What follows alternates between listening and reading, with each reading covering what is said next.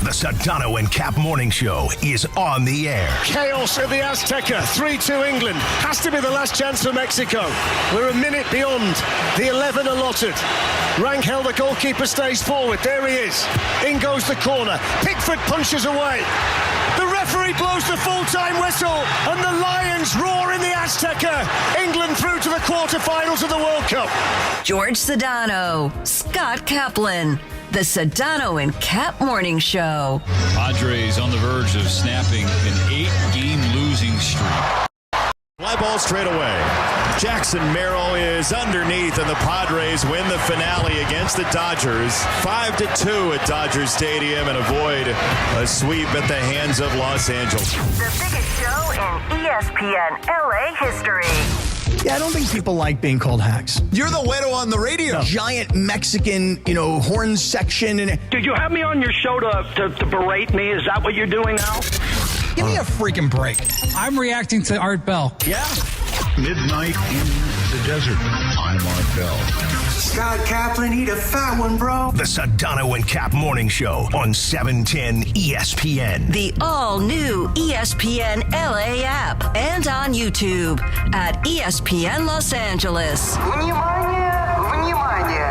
We're bigger than U.S. Steel. Wow, that's crazy. Well, you want to woo-woo? Bit boy. Right now. Monstrous. Beto, I don't want to eat that. We did it, Dad. We did it. You were riding high on the stinger last time. Oh, big time. So, Right, that's right. Of course we were. So, mom girls, stay tuned. Yeah.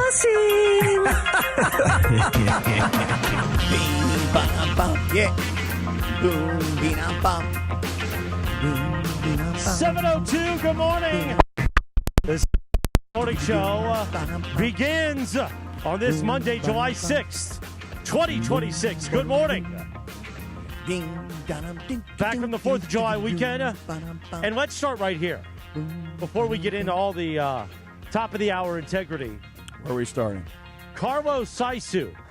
The great Carlos Saisu is back in the YouTube room. My man. Running everything back where he belongs. So now we don't have to put up with Sweet Timmy's mouth anymore. What? I Yeah, like Sweet Timmy. He's got an attitude. Sweet Timmy killed it this weekend. He did, though. He did. I even added him on Instagram.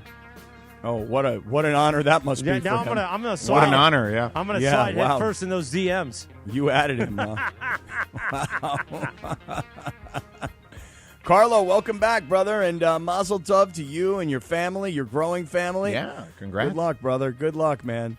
Going from 1 to 2, George. How's that transition from 1 to 2? Oh, that's a challenge, that's for sure. Yeah. And then 2 to 3 is even worse. And Well, for I those don't know of you- anything about that, nor do I want to ever And know. 3 to 4 and divorce. Oh. That's really challenging.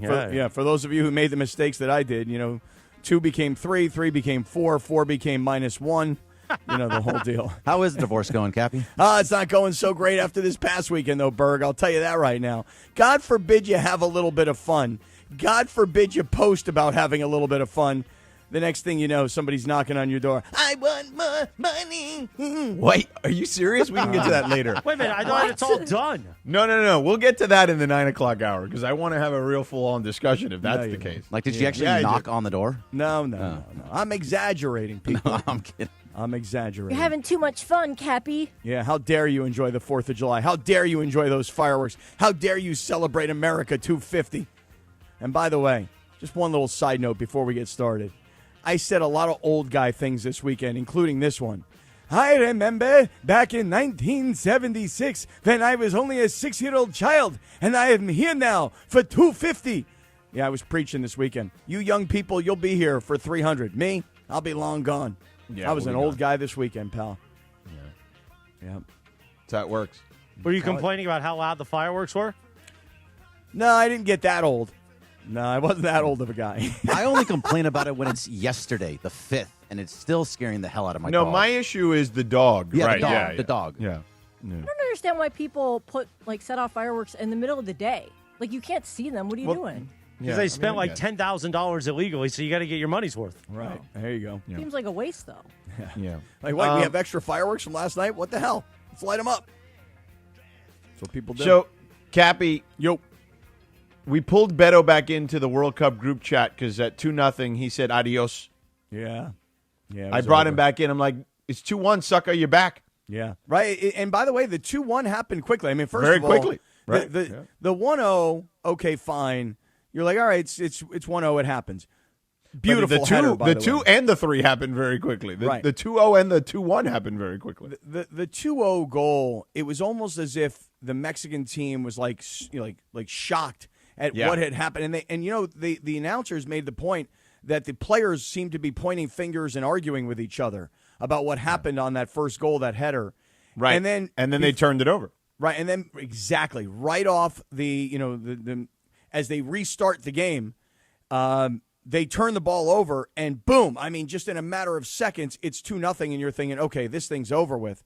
Right. But the way Mexico was able to come back and bring it to 2-1, now you're like, okay, wait a second, we've got ourselves a ball game going here into the second half.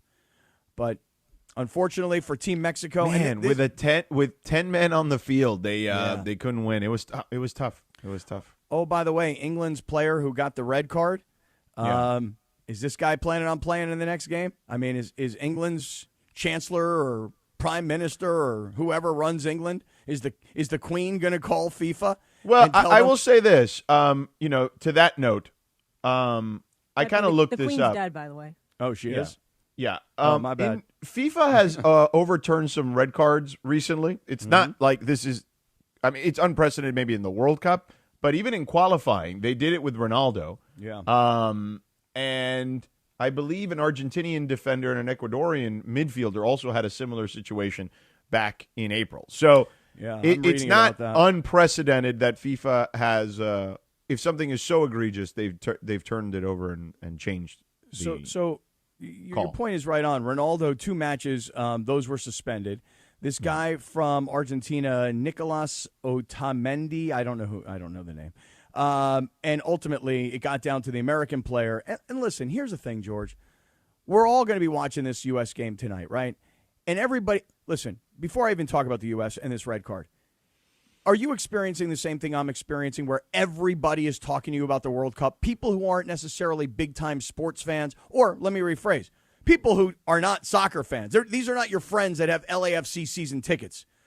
These are not your friends that remember seeing Zlatan play for or Zlatan. Him too, or for the Galaxy. Right. These are people that have just now. Yeah, you're just chanting USA. They can't get enough. But it's not just USA.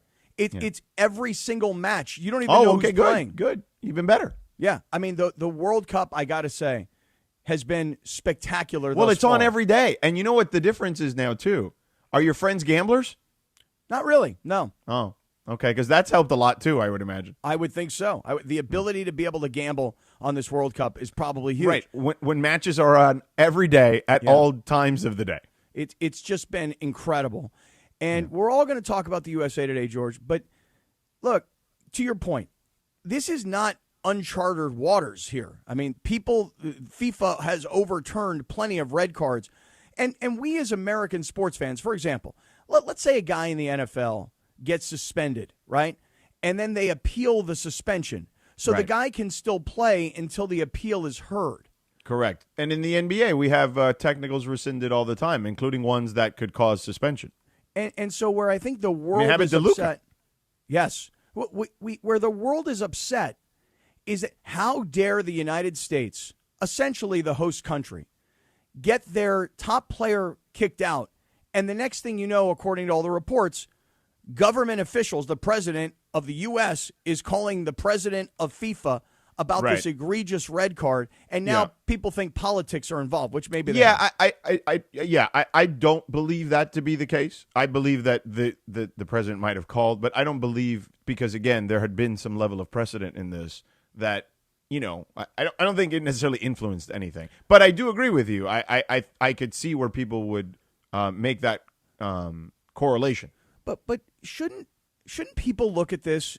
And look, I am looking at this as a fan of Team America, so I acknowledge that what I'm about to say, like comes the movie Team America. No, just That's the team World itself. Police. Yeah, I'm just coming at this. I don't think you've ever seen the movie Team America. No, I have no idea. It's a great movie. Right over my head. It is a great movie. It's so like good. they're basically like puppets, but it's really funny. I'm not your buddy, guy. It is really, really funny. It's a funny movie. I've only seen it once, but it is really You probably should have a few before you watch it, but it is funny. All right. Well, look, I'm coming at this from complete U.S. bias, but hold on. Yeah. I just want to ask everybody a question. Yeah. You're pissed off that the top U.S. goal scorer is going to be allowed to play in this game because you think that his arrival means the U.S. is going to win. Right? I mean, like, the doesn't US necessarily mean that. Right. Of course not. But the U.S. has a better chance to win tonight with this player on the field than they do without him on the field. That's sure, how no people question. feel, Yes. right? Yeah. Okay. No question, yeah.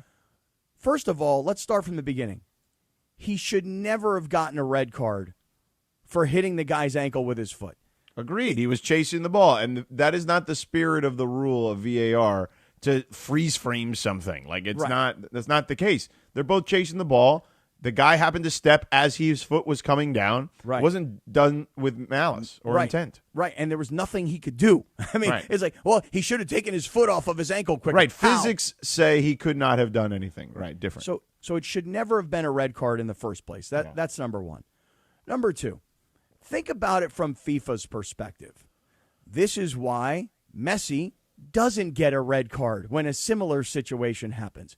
This is why Ronaldo's red cards are suspended for later, after the World Cup. Why?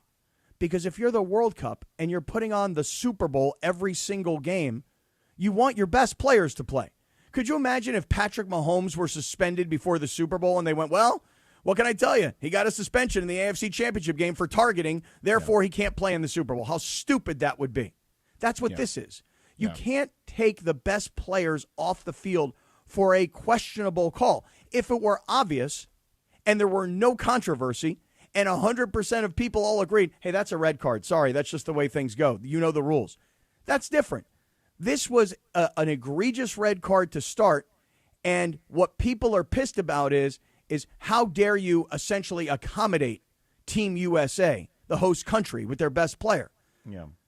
I think that what makes me super nervous about this match tonight is Canada has been eliminated, Mexico has been eliminated, and now the Team U.S. has all this controversy surrounding it. Right. And I'll just tell you guys right now, making me awfully nervous for tonight's game.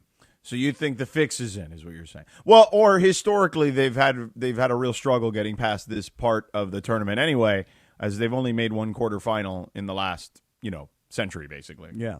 So nervous about this game. Happy that this kid is going to be allowed to play. Can't stand all the nastiness and negativity from these other governing bodies and these other countries. How dare they let this guy play? But those were people? the same people complaining that the red card was egregious. So I don't understand. You can't have it both ways. Where were you people to say, hey, you know what? This is the World Cup. You want to see the best players. Hopefully they all. No, can but they stay were. healthy. I feel like everybody was on the same page where it was like, yeah, that's a terrible red card. Well, but then the reaction was, well, that's just the way it goes. Yeah, and so and again, because this guy plays for Team America, and because we're America, we're the hosts, we're big bad America, and but we're not big bad America here.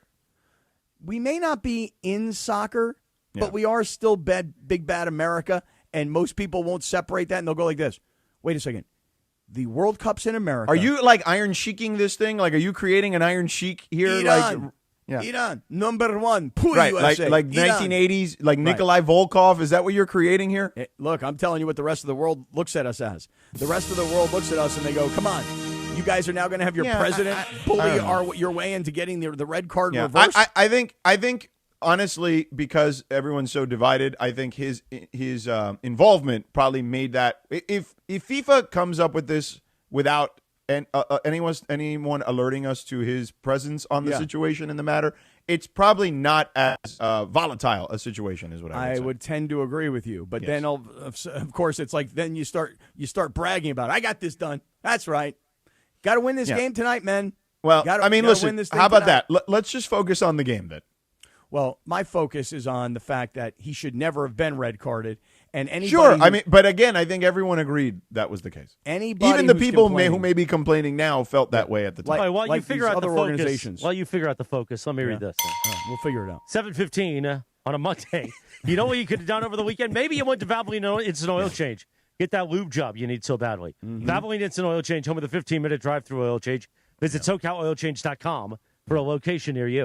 Cappy's feisty because, someone wants more money. Allegedly. Well, all I know is you got more money in that new contract, so now you got to get. See, if you would have just signed it 3 months ago, we would have never talked about it on the air. She wouldn't have known right, she's about been it. listening for sure. Yeah, and now look at you. One. Yeah. I think your Joe Emerald's probably calling her. Hey, got a new contract. Yeah, he's like a He's Russian working in spy. cahoots. He's playing He's both like a sides. Russian spy taking you down. He's working in cahoots, your agent Joe Emerald. Yeah. All I know is this: is that today is one of those days. Like how when the Lakers have a playoff game or the Rams have a playoff game, and it's early in the morning, and you're just like, get me to kickoff. That's me today. Get me to 5 p.m. today. Yeah, I Seattle. need to ease Let's into go. the day a little more today. I feel. Yeah, I'm ready to go. I got plenty of ramp here. I'm good. Yeah. You're fired up. You want this match to be played today, right now. I'm so excited about not just Team USA.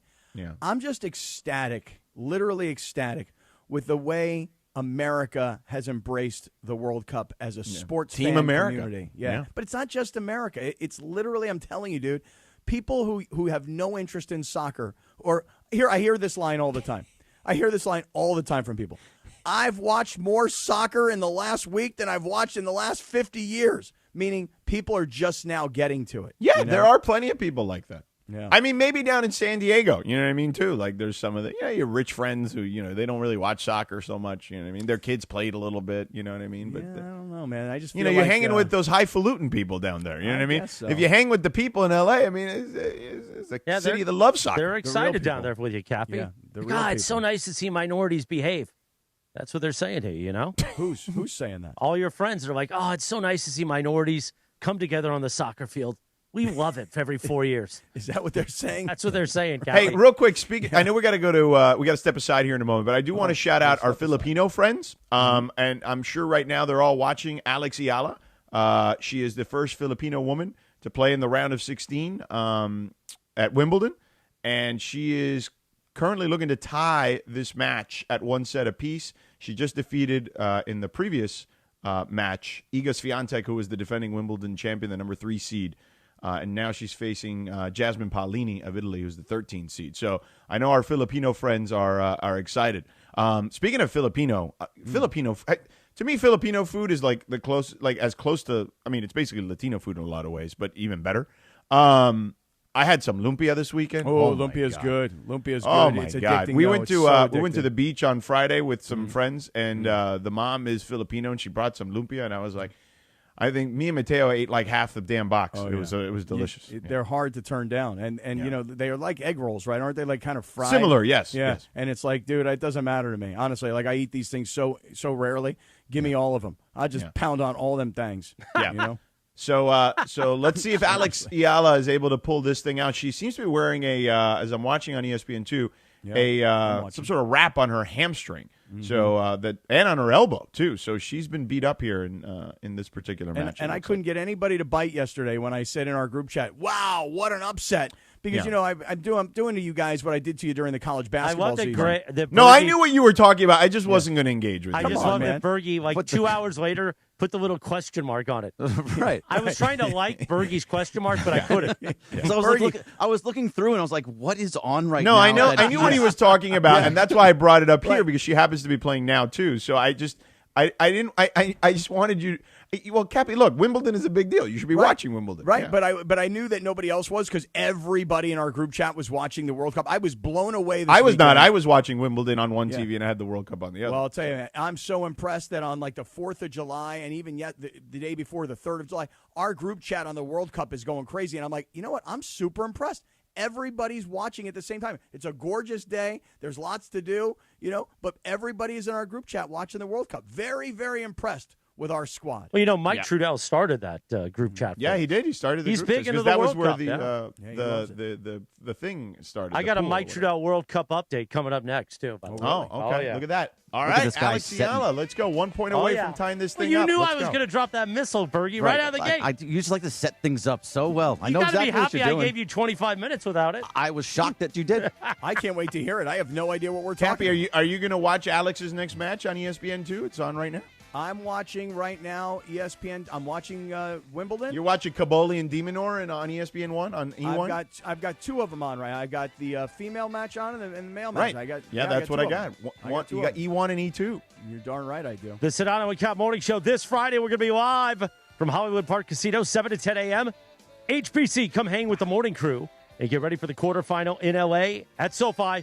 With a win against Belgium tonight, it'll be a USA match, by the way. Powered by Milagro Tequila. Tequila never tasted brighter. Milagro Tequila. Please enjoy responsibly. We'll see you Friday morning at HPC, the Sedano and Kap Morning Show with Beto on hand. 7:20 on a Monday. We got a Trudell World Cup update next in about 3 minutes. Plus, we'll pull out Bergey's Oregon, talk some Dodgers baseball for the weekend. But right now, time for Mario Ruiz and his Summer Soccer update. It's time for your Valvoline Instant Oil Change Summer of Soccer update. Here's Mario Ruiz. The 2026 FIFA World Cup is down to its final host nation. Canada's historic run came to an end in the round of 16, while Mexico was knocked out by England in front of a stunned crowd at the legendary Estadio Azteca. Now the hopes of the host nations lies on the shoulders of the United States. The U.S. men's national team takes on Belgium today in Seattle, with a place in the quarterfinals on the line. The Americans did receive good news ahead of their big match. FIFA has suspended Flo Balogun's red card from the last round, making the star striker available for today's battle versus Belgium. It's do or die from here, and the U.S. will need its best performance yet against a talented Belgium side. And that's your Valvoline Instant Oil Change Summer of Soccer update. Valvoline Instant Oil Change, home of the 15-minute drive-through oil change. From kickoff to the final whistle, performance matters. Keep your vehicle running strong. Visit SoCalOilChange.com for a special offer and locations near you. Call Jacob. All right, Cappy, listen, here's the deal. When you get into some sort of an accident, the insurance company is going to probably be the first person that calls you, and they're going to try to rush you to a settlement. They want to record you when you're talking. You got to be very careful when you're talking to these insurance companies. They also will probably downplay your pain. Hey, bro, my back is killing me. It's no big deal. It's going to go away in a couple of days. Do not let them do that. You call Jacob and Ronnie. Accident or injury, call Jacob and Ronnie. Call Jacob. 1-800-345-6789. Call Jacob. ESPN LA fans, join us Friday, July 10th at Hollywood Park Casino for the Kickin' It at the Park tailgate party as we broadcast live with the Sedano and Kap Morning Show. Come tailgate for the quarterfinal and unforgettable final World Cup game at SoFi. Cheer on your team and enjoy HBC's new outdoor bar. Hollywood Park Casino, the only spot where you can park, party, and play 24/7 is LA's hottest card room, and it just got hotter during the epic Summer of Soccer. Friday, July 10th at Hollywood Park Casino. For more info, go to playhbc.com or follow us at PlayHBC. Must be 21 plus to enter. At Uline, they know firsthand the road to success is an uphill climb. Uline started in the family basement and through hard work is now North America's most trusted shipping and industrial supplier. They get what it means to have the support of reliable, hardworking partners. So they keep 41,000 items ready to ship. Whether your company is still in a basement office or expanding cross-country, Uline will be there on your road to success. Visit uline.com. We all hear the radio ads about the IRS. They tell you to be afraid, to be scared, and they try to frighten you into calling. I'm not here to do that. Tax Relief Advocates is different. TRA is here to tell you that if you owe money to the IRS, whether it's $5,000, $50,000, or $500,000, we have a solution. It doesn't matter if you're sitting in your car, at work, or with your kids. No matter where you are, call now. 800-575-6759. Don't lose hope. TRA can eliminate or reduce what you owe to the IRS. Generous programs are now available that can give you a fresh start. Our passion is taxes and helping individuals fix their IRS problems. We have over 1,000 5-star reviews on Google and an A+ with the Better Business Bureau. You don't need to be afraid of the IRS any longer. End your tax nightmare today by visiting us online at TRA.com or call 800-575-6759. That's 800-575-6759. Tax Relief Advocates. Real solutions for real people. The Sedano and Kap Morning Show, weekdays at 7 a.m. on ESPN LA. Hey, Beto, where you been, homeboy? The Sedano and Kap Morning Show, weekdays at 7 a.m. on ESPN LA. 7:25, good morning. The Sedano and Kap Morning Show on a Monday. On this day, July 6th, back in 1985, Cappy, the #1 hit, Bill Collins' Sussudio. Yeah. So, by the way, this is the 12-inch version. The 12-inch studio, it's got like a dance breakdown coming in a second. It's nice. Okay. Oh, here it comes. Here it comes, right? Kasim, you know what I'm saying? Yeah. Kasim, you hear that? Look at that brother Kasim in there. I hear it, yeah. I love having Kasim here on a Monday. Look at that smile. Look how cute he is. Play the air piano while this is going on. You get it, Berg. Yeah. Today is also National Hand Roll Day. Oh, really? Yeah. Love a good hand roll. What's the place down that's like famous for the hand rolls? Kazunori. Kazunori, yeah. Yeah. You need like a gun to go over there, that part of town, though. Oh, really? They got like armed guards in front of the Kazunori. But it's the best hand roll you'll ever have. Like the Target in downtown. No, the Target in downtown's a better spot. Yeah. But both places, yeah. You gotta be careful. Be diligent. Meanwhile, we will get to Bergie's Oregon Dodgers baseball in just a moment, but I promised it. Time for a Mike Trudell World Cup soccer update. Now, you heard the rejoin there. Beto, where you been, homeboy? Beto will be hosting the Destination for LA Sports tonight at 6 p.m. after DeMarco and Travis. Beto going to be solo reacting to the World Cup as it goes on here on ESPN LA. Now, originally, Bergie, correct me if I'm wrong, Lakers talk with Trudell and Geeter was scheduled for tonight, correct? That's true. Yeah. But Mike Trudell said he needed the night off tonight so he could watch World Cup soccer. Yeah, I understand that. Yeah. With his wife and kids and friends and then family. Geeter jumped in and said, I could use the day off too. So then Geeter called, though, and like, Bergie, it's not me, it's Trudell. So then Bergie calls me, and I go, hey, man, it's your call. Like, I'll support you either way. He's like, well, let me think about this.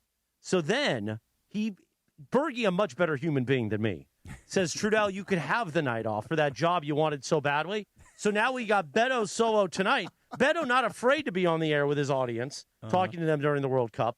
Trudell and Geeter tomorrow on Lakers Talk.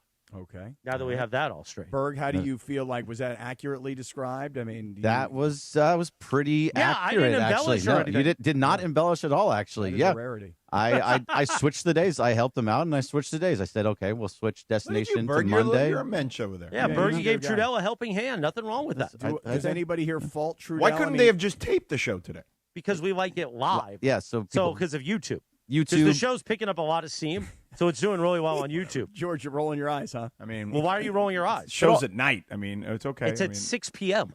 Okay, still at night. Have you been on the freeway at 6 p.m.? Yeah, I get it, but I mean, most people in LA don't get off work. Oh, it's my 9 to 5. No, they get off work at 6, 7. Okay. So the freeway's packed. First of all, watch your tone. Second of all, watch my tone. Actually, second of all, little boy. Yeah, I think that. What happens if I don't watch my tone? By the way. Get your ass kicked. We can have a conversation later about it. Oh, yeah. Take your belt off, George, and put him over your lap and smack that tushy. There's a lot of tushy to smack. Yeah, there is. Less than there used to be, though. Mm-hmm. Kasim, don't you like it when he says he wants to smack my tushy? Kind of turns me on. But what I would say is, I went from 6 to midnight, frankly. You could create a better content if you just taped it just before the show. Why? So they can airs. interview 4 different beat writers that we've never heard of? No, you don't have to interview 4 different beat writers. Not every conversation has to be a beat writer. Well, that's what they do when they tape the show a lot of times. They just can interviews that nobody really cares about. And also, they do take calls, and they talk about the Lakers, and they talk about you know how I feel about calls. Calls are the Ayton. most overrated thing in sports radio, so I mean, there's that. In the meantime, I want to just say to Mike Trudell, Mike, I'll tell you this. It takes a lot of courage to ask for the night off, but you have a legitimate gripe here. Hey, this is Team USA. They're deeper into this match or into this tournament than I would have thought they might have gotten to. This is a family affair. This is about me, my wife, my kids. I've got to be there to watch. I can't be at work talking Lakers when my kids are at home watching Team USA. This is a family thing tonight. By the way, it doesn't have to be just Lakers. He could talk World Cup, too, during Lakers talk. Right, but he wouldn't be able to do it with his family. No. Wait, you could talk World Cup during Lakers talk? That doesn't make any sense. Yeah, he could give an update like, oh, by the way, this just happened. Like, we don't have to pretend that the world is stopped. Yeah. Right, but you made it sound like he can talk World Cup, which is not. Yeah, he could talk World Cup if he wants. We're not going to get mad at him. Yeah. I mean, I think Trudell tonight with the fam watching Team USA, whereas Beto, who's now had 24 hours to recover from the disappointment of Team Mexico, Beto jumps in tonight, handles the Laker talk. Trudell brings it back tomorrow. Yeah. All right, let's get to the Dodgers, man. There we go. There's the organ. There it is. organ. Bergie, Hold on, I got to they read a billboard. Oh, sorry. Time for the Bergie's 3 Things. You watch the Blue Reveal each weekday. 6:30 a.m. presented by LAX with Bergie and Marcus Grant. Then Bergie gets on here at 7:30. Does Bergie's 3 Things about Dodgers baseball presented by our friends at Blue Ice Vodka. Take it away, Bergie. And Blue Ice vodka, by the way, Sedano, real fast. I had a nice Bloody Mary with Blue Ice in it this weekend. It was delicious. Oh, by the way, Bergie, I brought a friend of mine who hosted 4th of July at his house. He's from Coeur d'Alene, Idaho. I brought him a bottle of Blue Ice and said, hey, this is Idaho vodka. This is for you, pal. He was really psyched about it. That friend from Coeur d'Alene ain't watching World Cup, I'll tell you that. No, he's watching. All right, what you got, Sedano? I was going to say the way they won 3 out of 4 was unbelievable. And the fact that they almost did it 4 out of 4 times where they came back was just fascinating to watch. Like, it was really like one of those things where, like, oh, they're not going to do this again, are they? Oh, my God, they're going to do this again. Mm-hmm. And then yesterday kind of fell short because there's no way you expected them to win 4 straight in that fashion. But it really was demoralizing for the Padres. Oh, it was great. While incredibly exciting for the Dodgers. And I think those are the kind of games that you look back on and be like, you know, that's how they build their level of confidence that they're never out of anything. And I think every year, I know they've done that in the past, but every year is a different team, right? So, like, you want to be able to have that ability year in and year out. And they've now kind of reproven to themselves throughout this season that they're capable of doing this, particularly against a team in their division, which I think that stuff matters more. Yeah, no, I'm totally with you. It was so much fun to watch all that stuff. Like this, that was maybe the most fun and laughing as much as I have in a long time watching a baseball game. Multiple times, just cracking up. When Teoscar Hernandez hit the grand slam on Friday, I was dying, falling on the floor laughing because this could only happen to the Padres. Yeah. The fact of the matter is they won 3 or 4 in this series, and they probably could have lost 3 or 4 of those games. Yeah. Just because of how they didn't really play all that well besides Thursday. Mm-hmm. Hey, Bergie, you know what made me laugh? And I was laughing hysterically yesterday afternoon because I was watching the Dodgers and the Padres, and I'm like, wow, Dodger Stadium seems really empty yesterday. I'm like, you know what? Dodger fans must have just said, like, this isn't fun anymore. Like, just beating up on these guys, ripping their heart out and showing it to them right in front of their face. Like, it's just not even fun. So, you know, it's 4th of July weekend. It's Sunday. I'm in recovery mode. What am I going to go sit out there in the middle of the sun? Forget about it. I'll watch it on TV and presumably watch the Dodgers sweep this series, because I looked at that crowd yesterday and went, these people are bored with the Dodgers just pounding on the Padres. It's not even fun. It was a 4:20 game, and Mexico was playing at 5 o'clock. Right, Most people so- were going to be at home Exactly. watching Mexico Yes. in that game. And they're bored of the Dodgers just beating up on the Padres. Like it's not much of a competition. It's now 14 not. games. Well- It's 14 games in the division. They're still 2.5 games up, I believe, on the Brewers. They're just running away with it, and this is exactly what you're hoping for them to do. And most of the time, over the last couple of years, it's been, oh no, don't run away. You have meaningful games down the stretch because it's going to be important in the playoffs to be having those meaningful games. But this team specifically that has won back-to-back World Series championships, have played through some of the most intense World Series games of all time last year. This team that's stuck together is going to be a little bit different for them moving forward. What were you going to say, Cappy? I'm just happy because last night I was at a party watching this Brazil game, and all these Padre fans were there, and they're like, man, can you believe this? And I'm like, oh, I'm loving this. And they're like, wait, what? Are you rooting for the Dodgers? And I'm like, well, I can put it to you this way. I'm certainly not rooting for the Padres. And they're like, why not? I'm like, I freaking can't stand this team.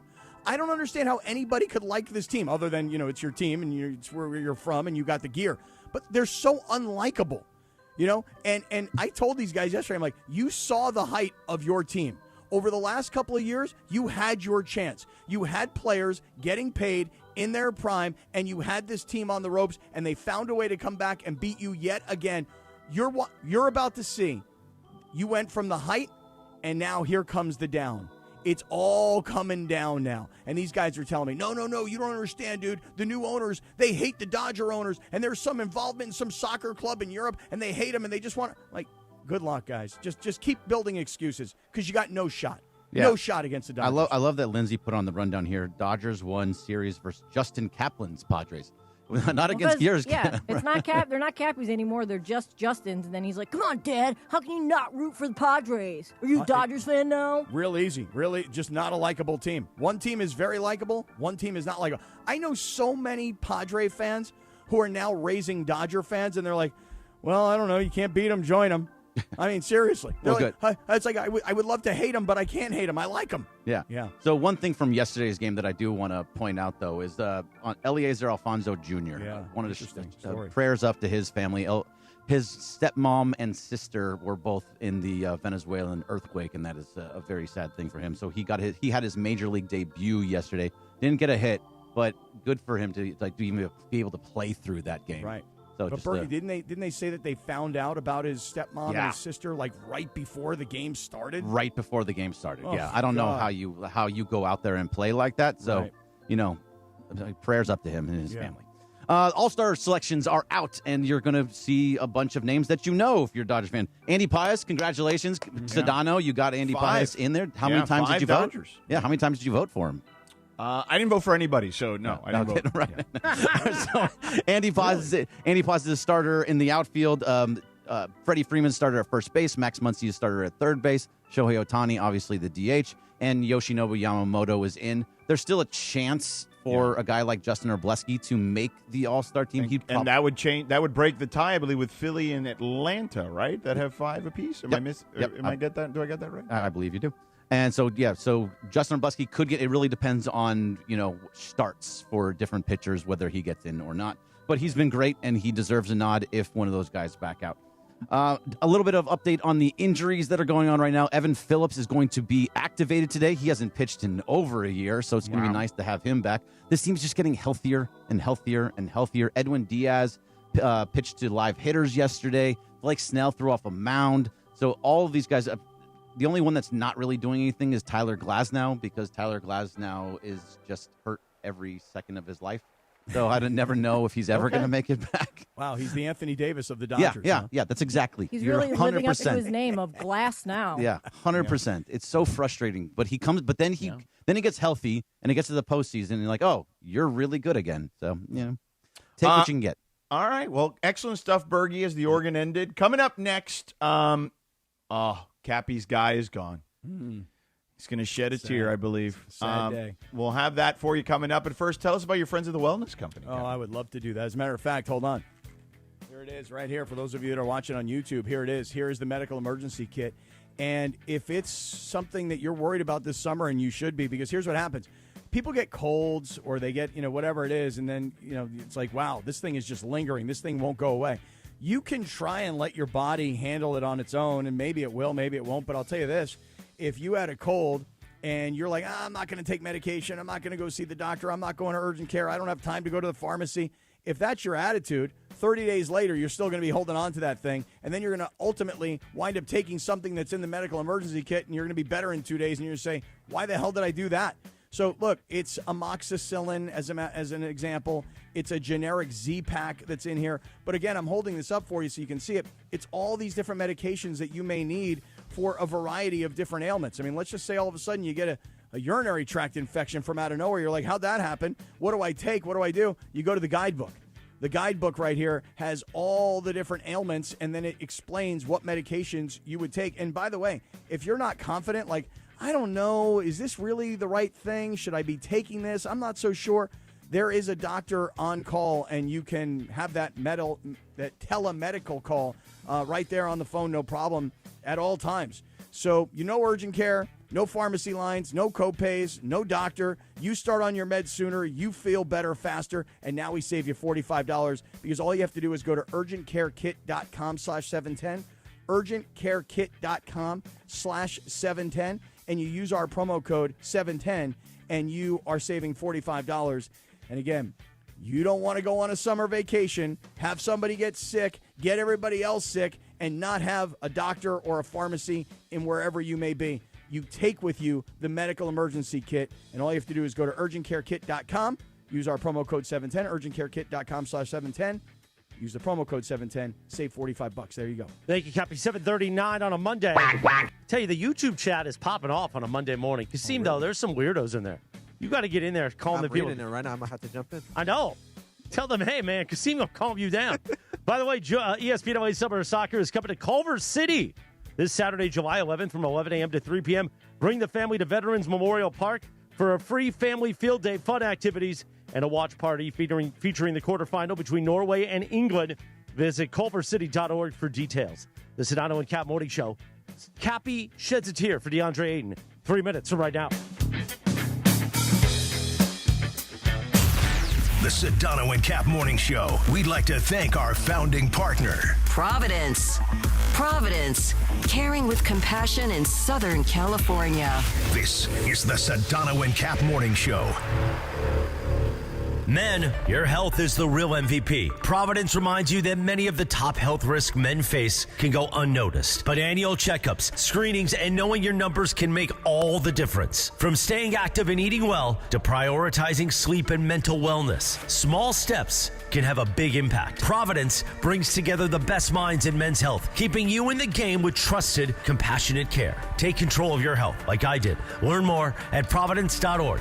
Providence, caring with compassion in Southern California.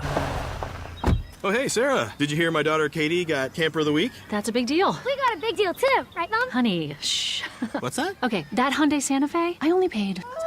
Nice. Deal's so right, it almost feels wrong. The Hyundai Getaway Sales Event. Get 0% APR for 60 months, plus 0 payments for 90 days, or 1.9% APR for 72 months on the Hyundai Tucson, Santa Fe, or Santa Fe Hybrid during the Hyundai Getaway Sales Event. Hurry, offer ends August 3rd. Call 562-314-4603 for details.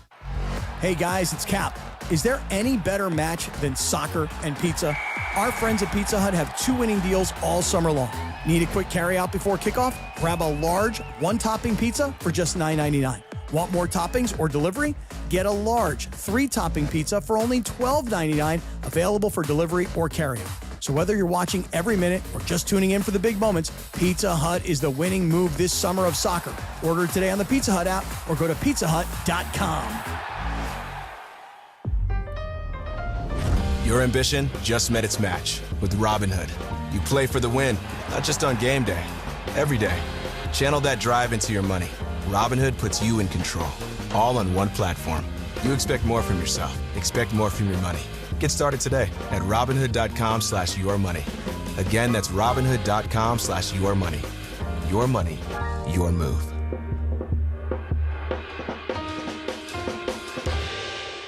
When's the last time payroll was the easy part of your week? With Gusto, it can be.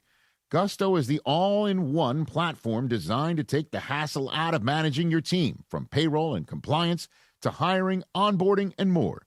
With Gusto, you can get back 2 full days each month with all the time you've saved. Go to gusto.com today and learn why over 500,000 small businesses choose Gusto. That's GUSTO.com. Gusto.com. The Sedano and Kap Morning Show. 7:43. Good morning. Well, Cappy, we play this because the news over the weekend, when it broke, who didn't think of you? That Deandre Ayton is no longer a Laker. Sad. But we know somebody who was celebrating, popping off fireworks on his own, was one George Sedano. Well, I think that George is a respectful NBA observer. And I think that when DeAndre Ayton's statue goes up in front of Crypto.com, and I think when his jersey is retired, I think everybody will have proper, understanding of the greatness that was DeAndre Ayton and his one season with the Lakers. Man, he was awesome. We're going to miss him. We really are. Well, it is interesting because now they don't have any backup centers, so they're going to have to figure that out. George, we didn't really talk about this much last week because there was so much going on with who the Lakers were adding to the roster. And the one departure that we talked about was obviously it started the dominoes falling, which was LeBron's announcement last week. He'll play, just not for the Lakers. Once LeBron made the announcement, within 24 hours, the Lakers were adding new bodies, right? And then one thing we never talked about last week was Jackson Hayes leaving the Lakers to go to Utah, which I must say, Jackson Hayes should be looking over at Luka going, my brother, I became a Slovenian citizen for you. I've never been to Slovenia. I couldn't find Slovenia on a map if you gave me an hour. It's kind of close to Italy. Well, thanks for the heads up. I mean, now I got to figure out where Italy is. Yeah. But the point I'm trying to make is you asked me to become a Slovenian citizen so I could play with you, and I thought that meant I was safe with the Lakers. And now I'm leaving the Lakers to go to Utah. This is Jackson Hayes. And Deandre Ayton gets shipped to the Wizards. And I'm thinking to myself, if everybody told me last year the center room was the worst in the NBA, well, what do they have? They got one guy now. Who's a backup center? I said we need more size, not one guy. So what do the Lakers have at center other than Walker Kessler right now? And if am I supposed to believe that Sandro Mamu is now like your backup center? He's 6'9". Maybe he can play a little bit. He should be your small ball 5, not your backup 5. Right. So, listen, I understand DeAndre Ayton was not well-liked necessarily by the Laker organization. And when he opted into his contract, people were like, no! But once he opted in, they were like, all right, well, we'll find a way to get rid of him, which they did. But you tell me, George, I'm waiting for an answer here. I mean, what else do they have in terms of a backup center? What else do they have besides one guy at 7'2", who's coming off playing 5 games? And again, you can argue all day long, was he hurt? Was he not hurt? Could he have come back and played? But facts are the facts. Brother had, shoulder surgery. He's been dealing with a shoulder injury since his college days. And that's what you have now is one center on this roster? What do you think of Nick Richards or Kevon Looney, Sedano? I mean, Kevon Looney is, he's not really a Luka type of center. Nick Richards probably a little closer to that. But, Kevon Looney has a lot of experience. He's a wide body, good rebounder, but he's not really like a lob threat necessarily. Those are just a couple of the rumored names that's still out there, at least. Yeah. I mean, not your traditional Luka center. But, I feel like anybody can play with Luka. I mean, it's not like, it's not like, it would be a bad situation. It's just not ideal is what I would say. But Nick Richards is more suited for that role. Would you rather have Nick Richards or would you rather have DeAndre Ayton?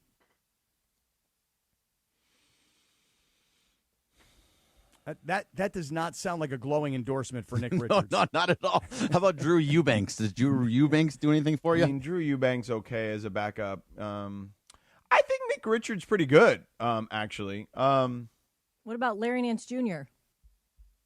I mean, Larry Nance is kind of an undersized center, but does do the vertical spacing. Yeah, I probably, if you're asking me, Nick Richards understands he's the backup center, though. You see what I'm saying? Like, DeAndre Ayton would not want that. DeAndre Ayton would be like, why am I not getting more touches? Why is Walker Kessler starting over me?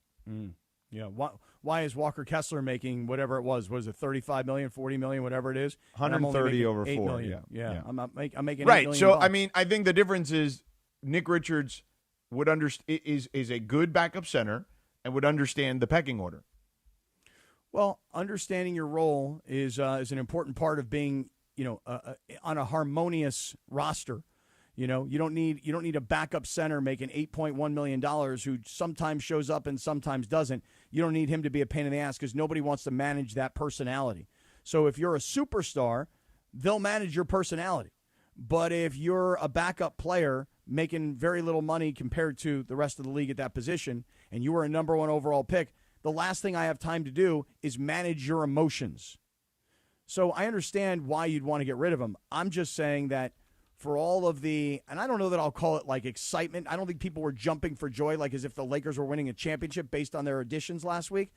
But I think that for those of us that looked at the Lakers roster a year ago and looked at the other teams in the West, we went, they better get bigger and stronger and younger. And they did, but then they don't really have anybody beyond Kessler. And so that seems like a dangerous place to be because health is obviously paramount to all of this. And so Luka's got an injury history. Austin Reeves does as well. And Kessler does.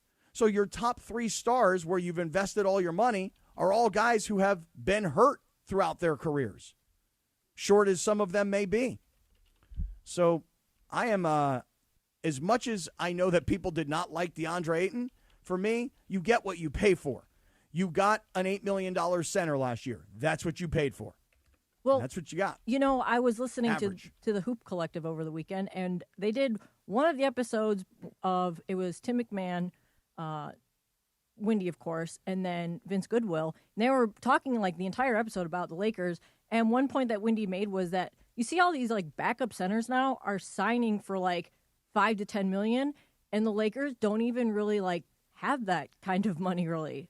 So it's interesting because they put all their eggs in the Walker Kessler basket, and they don't even have a viable backup. And there isn't a whole lot left on the market for them to even go after. Yeah. I mean, I would say this though. I mean, what you need somebody to give you. I mean, I guess you can go Mamukelashvili for 10 minutes over a game, 8 to 10 minutes over a game. So let's just say 8, right? Let's just be conservative here. Walker Kessler's probably going to give you 34, 35 minutes. So now you really just need someone that can give you, 5, 6 minutes, in that range. In a perfect world, you'd be reversed. You'd want them to give you 8 to 10 and Mamukelashvili to only give you 5 or 6 minutes if you need it. See, I think the reason that you get rid of a guy like Ayton is not because he couldn't contribute, but I think you're exactly right.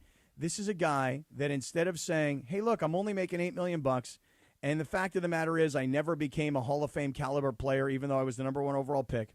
And, yeah, they just went into the world of, I guess you'd call it free agency, even though it was a trade, and they went out and they replaced me with a younger player who is probably a significantly better player. So you know what? I'll just take my $8 million and I'll play my 8 to 10 minutes a game. But Ayton doesn't seem to be the kind of guy that can handle that. I mean, he could barely handle being the center and being the starter every night. When things were good, it was give me the ball. I'm not touching the ball. Oh, they want me to be this guy. So he's kind of has a crap attitude. I mean, right? He's got a crappy attitude. Mm-hmm. And so why do we want to manage that? That helps. His crunk juice. The crunk juice the crunk juice. What was that jewelry he got himself where he talked about? Oh, yeah, the new chain that said dominating. Yeah, dominating. Yeah. Well, he's going to be a backup in Washington, isn't he? Well, maybe not. I mean, it kind of depends. Well, no, Alex Sarr will start. You're right. Alex Sarr and AD in a ideal world would play next to each other. Yes. AD. So is right, AD he's going to be. Stay. Is AD going to stay with Washington? I still have my reservations that Anthony Davis is going to still be a Wizard. Mm-hmm. I think Washington is posturing. Personally, they would trade him for the right amount of picks. Yeah, but I even thought about it this weekend. I was like, gosh, you take a guy like Ayton, you send him to Washington.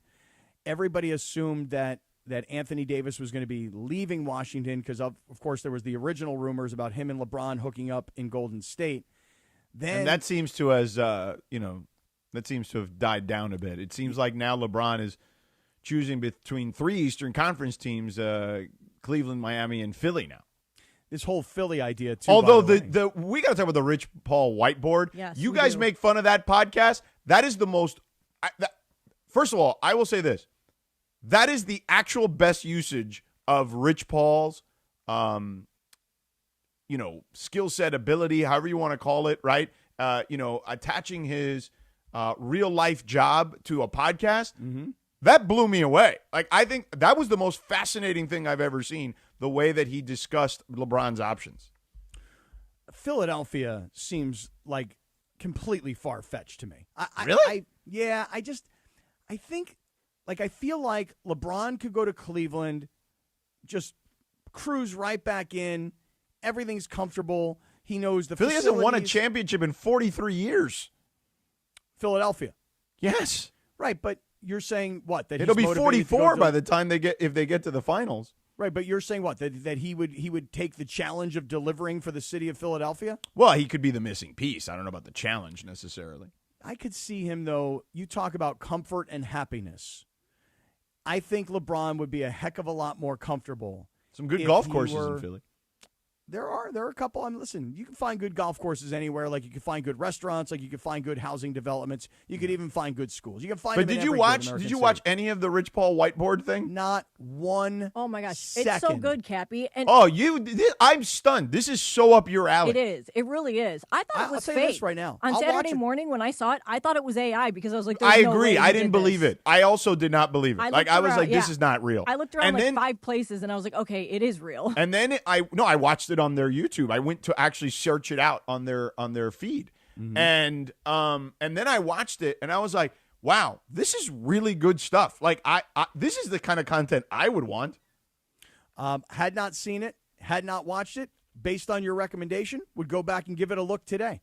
I think I got a little too into the World Cup and 4th of July this weekend to have Rich Paul and his whiteboard on my radar. You better this watch weekend. it tonight. We're going to quiz you tomorrow. Well, Cappy, you the gonna best quiz part me? about it is on the whiteboard where he has like LeBron and the different options. Yeah. Is under like Dallas. It says Dallas and Masai, and then underneath that it says oil, golf, Macau, Africa.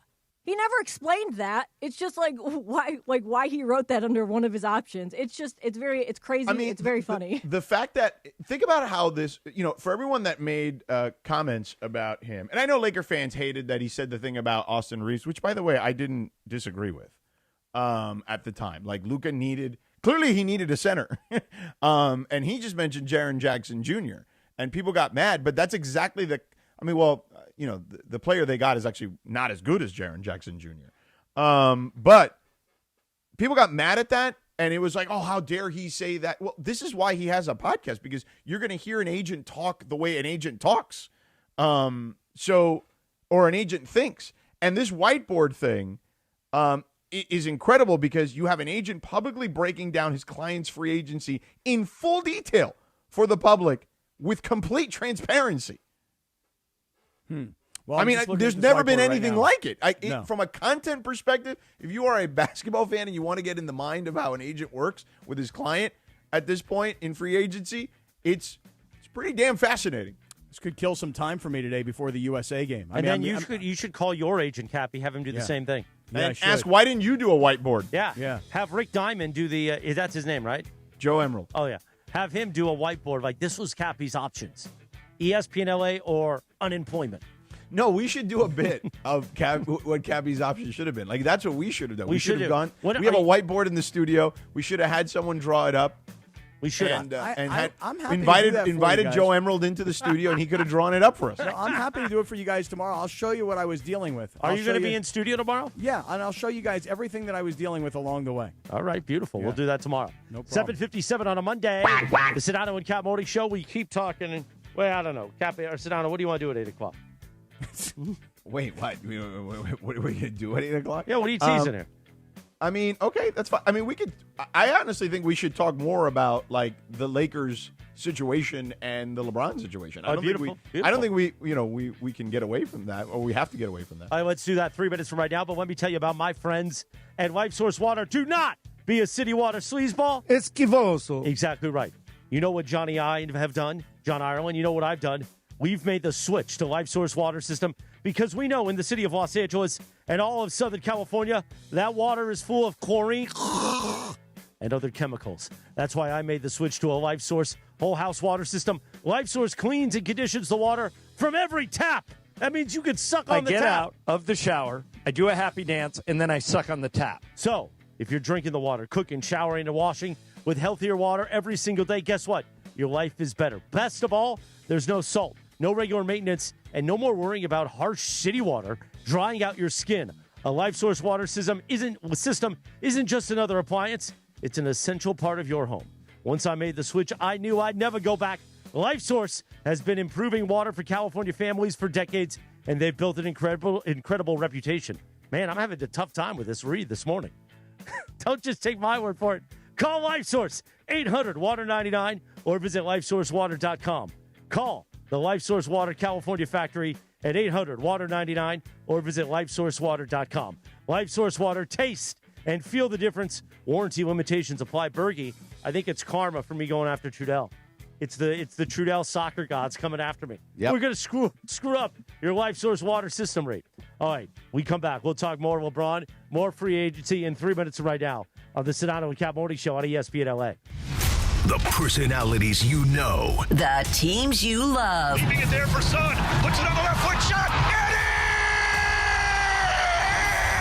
Oh, Son again! Golazo! The teams you love. The station you spend time with every day. LA's mega sports station. ESPN LA 710 and the all-new ESPN LA app.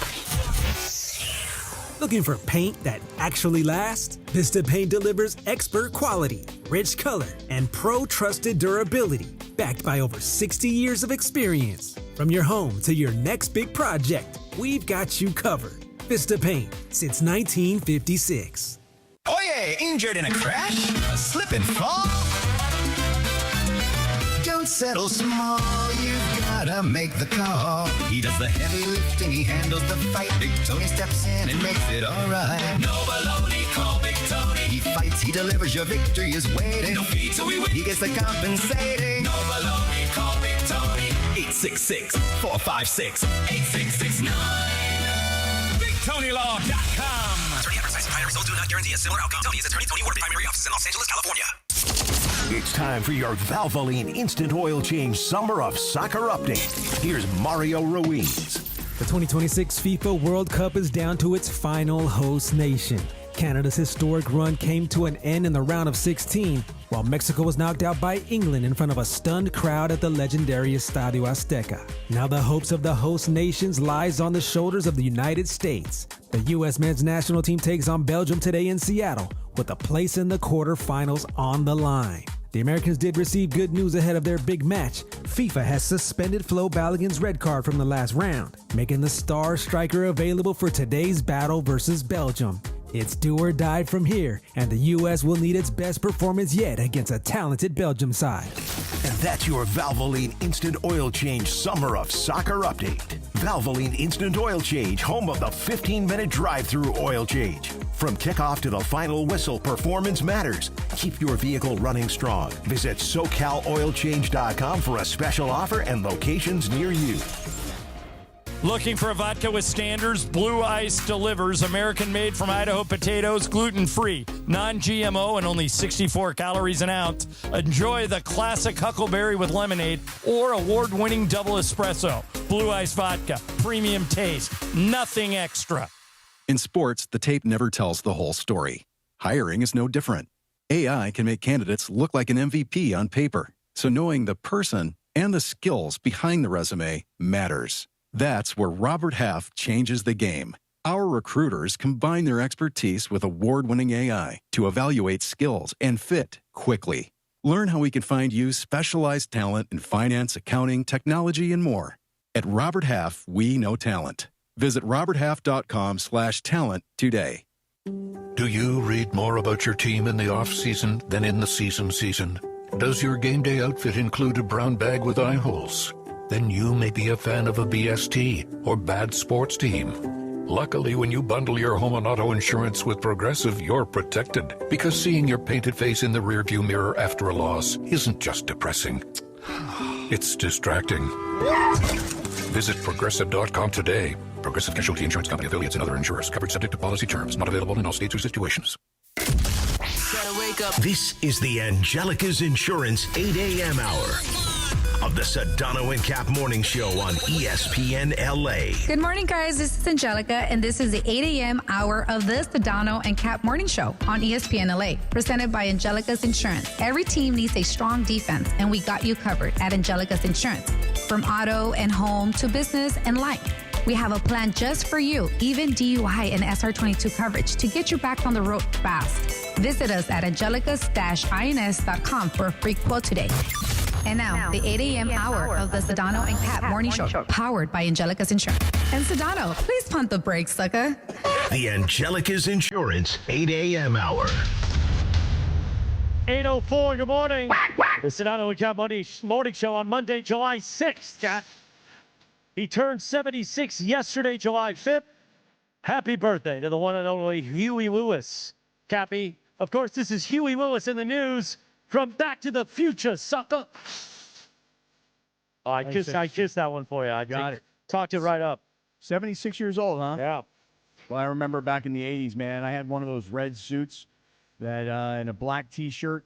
You know, what was the name of that song? He's flying through the city of San Francisco in a little convertible.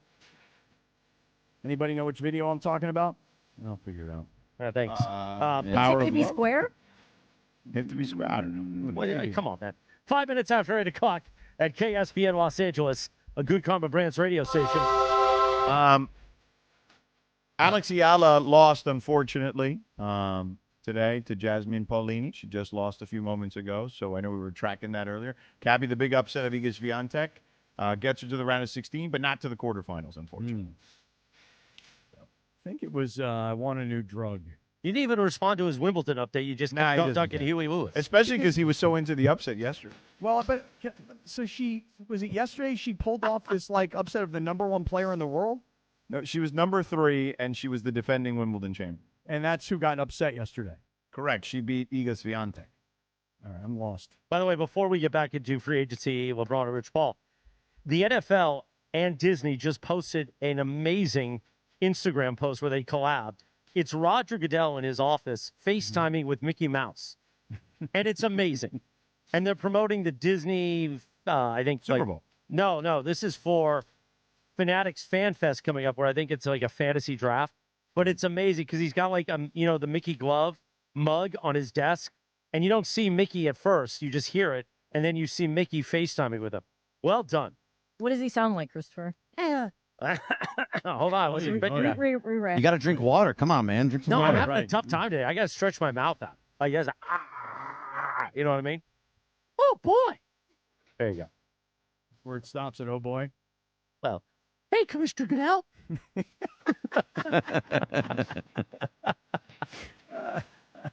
You got more Huey Lewis, or can we get back into Rich Paul? I want a new drug. I know you do. Yeah. Especially for the summer of Schwanz. Oh, big time. It's coming. Yeah, can't wait. Only 3 days away. Hey, wait, Summer of really Schwanz quick. is on the way. Speaking of drugs and Summer of Schwanz, do you guys see that, like, they are... Oh, the England, the English, you're talking about the Viagra thing? Yeah, they took Viagra Yeah, to that's help, that is because of the altitude. Yeah, it helps with their blood pressure Correct. and everything. Yeah. Yeah. It's interesting. That must have been why they won the game yesterday. Probably. They said it's or- not a performance-enhancing drug. It's just, it helps Well, helps the depends- heart. Depends what you're trying to do. Well, Right. Depends Have on the you ever performance. been to Mexico City? I've never been there. I've been there, Isn't yeah. it higher than like Oh Mount yeah, Everest? it's like 50% higher than Everest. Is that what you said? Isn't it one of the really high? There's a really tall mountain. I saw a It's graph. 50% higher. Okay. It's about 50% higher than Denver. Oh, really? Yeah. Mexico It's City about is a beautiful place. 7,500 feet, whereas Denver is a mile high, obviously at like 5238, I think, or something like that. Yeah, so it's high. I hadn't been to Mexico City as an adult until I went to a Raiders-Texans preseason game there in Azteca, and for ESPN, and I could feel the pressure in my chest, man. Like it was real. Like when I first got there. It is higher than Everest, the altitude. Is it higher than Everest? Yeah, because Mount Everest is 29,000 feet, and Azteca Stadium's at 51,000 feet. I knew I saw that can't be picture. Something seems wrong about that for this reason. That Just is hold not- on that's for 1 not second. accurate. Just There's no understand way. this. When somebody climbs Mount Everest, I'm just saying they I saw go it up- on like a chart on Instagram, and then I Yeah, looked it up and that's I saw not it accurate. again. But think about this for a second, Linz. When somebody climbs Mount Everest, they climb up and they get to a base camp, and then they stay at a base camp for like a week because they're letting their lungs and their body adjust. No, to the, I'm right. To the It's altitude. 7,350 feet is Mexico City. It's above the thing. Above sea level. Right. And then what's Yeah. Everest? So there's no way Estadio Azteca is another 7,000 feet above where the city is. Like, that's not possible. So you mean to tell me I could climb Mount Everest easier than I could go to Stadium Yeah, Azteca no in way. Mexico City? Mount Everest is like 4 times higher. Yeah. No chance. I don't know whatever you found on Instagram. I'm looking it up, and I'll send it to you guys. Hey, by the way, no, I know. speaking- It's just what I'm telling you is you're being fooled. Is what I'm telling you. Azteca is 7,350, like Sedano said. Yeah, that's what I said. And it's 29,000 for.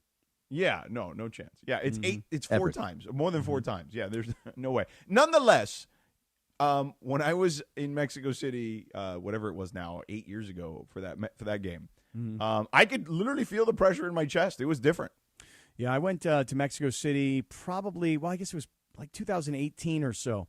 And what a great city it is, and what a great place. And I went out and visited with the pyramids. I went and climbed up the pyramids, which were awesome. Oh, yeah, I've done that before. Yeah. And I'd love to go back because I was only there for a short period of time. But just since we're talking about the World Cup for a second, I know we're talking about altitude and Everest and how we're all going to be able to just walk up Everest no problem because it's not really that high. Can I tell you that watching this Norway-Brazil game yesterday, this young brother from Norway, Holland. It's pronounced Holland is his name, right? Yeah. That guy looks like he just stepped off the set of Game of Thrones. You know, like could Were he you be, watching House of the Dragon yesterday? Let me tell you something. These first 3 episodes have been out of control. I'm only. Oh, yesterday was awesome. Okay, Yeah. I've only seen episode 1. I've decided I'm going to binge it a What? little bit. Yeah, I've decided I'm going to binge it. Yeah, this guy Holland though, he is incredible because, and I love listening to the announcers during these matches. How he doesn't require that many touches of the ball, but he just makes so much impact in the game. And that first header that he had was just amazing. And then that left-footed shot, you're like, okay, that thing's not really much problem, is it? And then somehow, some way, it just sneaks in past the goalkeeper. And speaking of goalkeeping, I'm telling you right now, we're seeing some spectacular goalkeeping where the keepers are not just making these dives and touching the ball with their hands, like literally every part of their body, their elbow, their knee, they're doing everything they can to just stop these balls because everything is just, your whole life is on the line.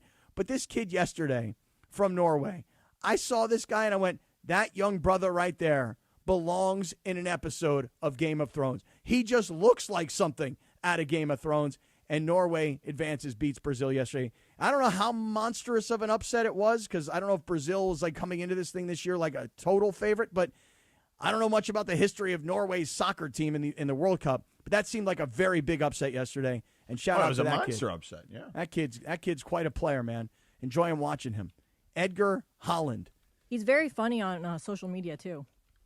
I saw a picture of our friend Jacob Emrani and his sons. They must have run into him somewhere on some exotic vacation they've been on, and they've all got pictures with him. If I would have seen this guy, I would never have known in a million years he was a soccer star from Norway. Again, I'd have been like, yo, who do you play? Right, but that's why Jacob is more well-rounded than you. I guess. Well, I'm going to say this. I'm not going to give Jacob any credit. What? No, I'm not. You're going to say the kids knew. Correct. That's exactly what I'm going to say. He plays for Manchester, which is a popular team in the Premier League. So plays for Man U? Yeah. Okay. Or Man City. Yeah. Or Man City. I don't know the difference. Well, I don't follow soccer. No, those are too big. That's a big difference. Right. But that's like saying the New York Mets and the New York Yankees. Like, it's a big difference. Well, he plays in the Premier League. That's all I know. If you just said he plays for L.A., but you don't know if he plays for the Lakers or the Clippers, that's an issue. Right. Lakers, Clippers, Mets, Yankees. Right. It's a big difference. I feel like well, honestly, the Lakers, Clippers is not a perfect analogy. Man City and Man U are both very. The Clippers have not had the success that either of those teams have. It's Man City. Just to be clear. Oh. No, yes, it is Man City. Yeah. Mm-hmm. Right. And by the way, Mount Everest is not as high as Stadium Azteca. Just I so mean, we're all Lindsay, clear. I love you, but you're having a rough segment. You said thought Azteca was higher. I love you, but you're having a rough segment. I said Manchester. I'm not wrong. You didn't say I was not wrong about the that. Mount Everest one was. Listen, I looked it up, and to Greg's point, it says it was a popular internet meme that had the misinformation because of the chart that was posted on Instagram or something. I don't know. I get it. But I'm not the only one who felt for that one. That's clearly. an all-timer, though. Like, I mean, it's one of the highest points in the world. People go to base camps for weeks to adjust. I'm not the only person who fell for it. Clearly, They're playing soccer up there. People die at the top of it. Right, by the way, people are taking Viagra to climb up Everest. They are. That's probably true. That's definitely true. It's okay. It's okay. We all have bad days. Like we all have rough moments. Hey, I think it's, I fell for it just like all the other people who fell for it, Christopher included. Mm-hmm. I did. I fell for it. And when I first looked at the IG, I was like, oh, that's interesting. And then I went, wait a minute, that doesn't make any sense. I mean, I guess I've never climbed a mountain, so I guess Yeah. I wouldn't really know Yeah. altitude-wise. Cappy, to your point on Norway, furthest they've ever gone in the World Cup is now the quarterfinals. Okay, so it was a very, very big upset, obviously. And this kid, Holland, he's just unbelievable, And that's and by the way, bringing man buns back and making them cool. Oh, too. I know. You got to be jealous. You need to bring Very. yours back. I know. You know what we can do, Cappy? We can take you to the TV building, and the ladies over there, I'll get one of the hairdressers to get you an extension, and you can put your man bun back. Oh, I would love to have a man bun back. I would. It would take me so long to grow. But watching that kid last night. No, but we can put extensions in your hair. Yeah, no, I'll take the extensions. But watching that kid and when his hair kind of came down. I may text them right now. Yeah, Be text like, hey, them. See when what did- you can do. Maybe we'll do it tomorrow or the next day. I'll go back He to the looks man like bun. a direct descendant of Brock Lesnar, doesn't he? Like they look like they could be related. Maybe. He does look like Matt Smith, though, of Game of Thrones, House of the Dragon. Damon Targaryen. He looks There a you little go. like he could That's be who him. he looks like. Yeah. That's right. Oh, man, that was funny. I'm going to just go out. Well, now wait a second here. Now Manchester. look what they're doing to me on YouTube. Now they're breaking out the photo of me with my man bun. Gosh, it's good to have Carlos Saisu back. I know. He Good just job, finds Carlo. that. He just look at that man bun right there. I had That's a great good. man bun. Looks good. God, it was a good bun. Good bun is what that was. Man, I good missed bun. that bun. Look how I had long hair in the front too. It was coming down. Yeah. Like Not Michael bad, Jackson. Cappy. Yeah. Not bad. I I mean, it was missed that very man bun. 90s, but not bad. I missed that bun. Were you trying to be like Steven Seagal? Like, what were you going for there? Yeah, I don't know. I just walk around, kick ass. You know what I mean? Just if I have to. Just we'll do a hand jive on a guy's head if I have to. You know what I mean? It's so Cappy black. was like, Yeah, right, exactly. Why is it so Hey, black, Cappy? Were you using Sioux polish back then too? No shoe polish. That was the natural color back That in was the the day, natural Bert. one? That was the natural. Wow. Dude, that's pre-30 This- years old. That's dark. I know, really dark. I know, now look at it. What a gray mess. Ugh. Anyway, where were we? Were we talking about scaling Mount Everest? Is that what we were doing? Yes. Okay, very good. Playing soccer up there. Cappy, did you like that Steven Seagal move I It pulled was a on the very YouTube? good move. On the microphone? It was a really good move. And it was kind of like a nice greeting, like, hi, how are you? Let me smack you in the head 5 times before you even know what's going on. All right, real quick on the Lakers, because we didn't do anything like we were supposed to, because we got derailed into Everest talk and something else. All right, so here, let me ask you a question. Go ahead. How, and we can kind of carry this over to the next segment, because we can just kind of start the conversation here. So clearly, they need a backup center. And to Lindsay's point earlier, astutely pointing out, as the guys on the Hoop Collective said, not a lot of money left, okay? Mm-hmm. So, and this is kind of why and I'm not saying that this kid that they drafted isn't going to be good. Like, he played really well at Summer League this weekend. But this is kind of why I was hoping they'd get a big man, because you just never know, right? Like, you can't have enough bodies, in regards to size. I think in the NBA today in 2026, we are back in full-fledged, like, size matters mode in the NBA. If you look at the Spurs, right? You talked about OKC the other day and them drafting Mara, and they've got Holmgren and Hartenstein. I mean, the Spurs drafted the two guys. Remember when we did the center conversation about who I think the Lakers should draft? The Spurs drafted both. Quentin's from Kentucky and Taurus Reed Jr. from UConn. They drafted both those guys to be around Wemby. And they still have Luke Kornet on top of that. Just taking a look at those height of those guys. Kornet is 7'1", right? And Kornet was a contributor in the postseason. Plumlee, who you mentioned, yeah, but he's not. He doesn't play. Yeah, he's a 7-footer, 260. Yeah, 6'10" for the kid from Kentucky, Quentin's, right? Mm-hmm. And the kid from Connecticut is 6'10" also. Right. Yeah, they list 6'10", 270. But he's wide body though. Mm-hmm. He's like 260, 250 something. Like, he's like a wide load. I mean, Greg, you saw him when he played against UCLA, right? Yeah. He's a big body, he's a little plotter, but he's got some good touch. Yeah, plotter. Sorry. He's a wide load. Like, yeah. he's not just like that one's going in the drop bucket. He's a wide load. Yeah, he is a wide load. But 6'10", 270, that is pretty thick. Listen, you look at what Oklahoma City did in this draft, getting Mara, who was the tallest player available in the draft. I think it's 7'3". And then you mentioned what San Antonio did by drafting another couple of big dudes, both in the 6'10" range.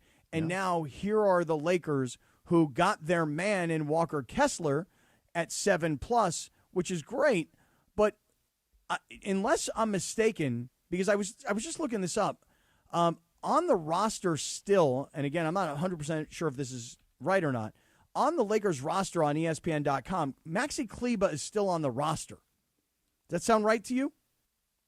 I don't know if that's the case. I can double. But he was going overseas again. But let's just assume for a moment, just for 1 second, that Maxi Kleber was still going to be a part of the Lakers. Are you going to get more out of Maxi Kleber next year at 34 or 35 years old than you've gotten out of him in the past year and a half since he got traded to the Lakers? He's made zero contribution. Now, there's going to be a guy out there driving around right now going, no. No, Cappy, he's an unrestricted free agent. Okay, good. Because he, like I said, he's still listed on the roster. My point is only that Maxi Kleber is a non-contributor. I'd rather have Kevin Love all day, every day, right now, than I would Maxi Kleber. He has proven to be a non-contributor over the last year and a half. And again, if you say to me, no, don't you remember there was that one inbound pass where he actually had a really great screen? Okay, great. You remember one play. Let's build him a statue right next to Deandre Ayton's. So yeah, he's a wide load. That's quick dropping by Kasim. Cut that up in Good job, seconds. Kasim. Yeah, he's a wide load. Yeah. You have Bernie. Although Maxi Kleber's not a wide load. Yeah, he's a wide load. Yeah, I got to clean up that. Kevon Looney, now he's a wide load. Mm-hmm. So the Lakers have gone from, we have a problem here that we don't really have a legit center, to now the problem is we have a legit center. Well, I think the Lakers should don't have just anybody keep going. else. I know Chris loves a good bit, and I feel like the bit on the Lakers has been, Caucasian. Oh. Tim McMahon called them the Trislish.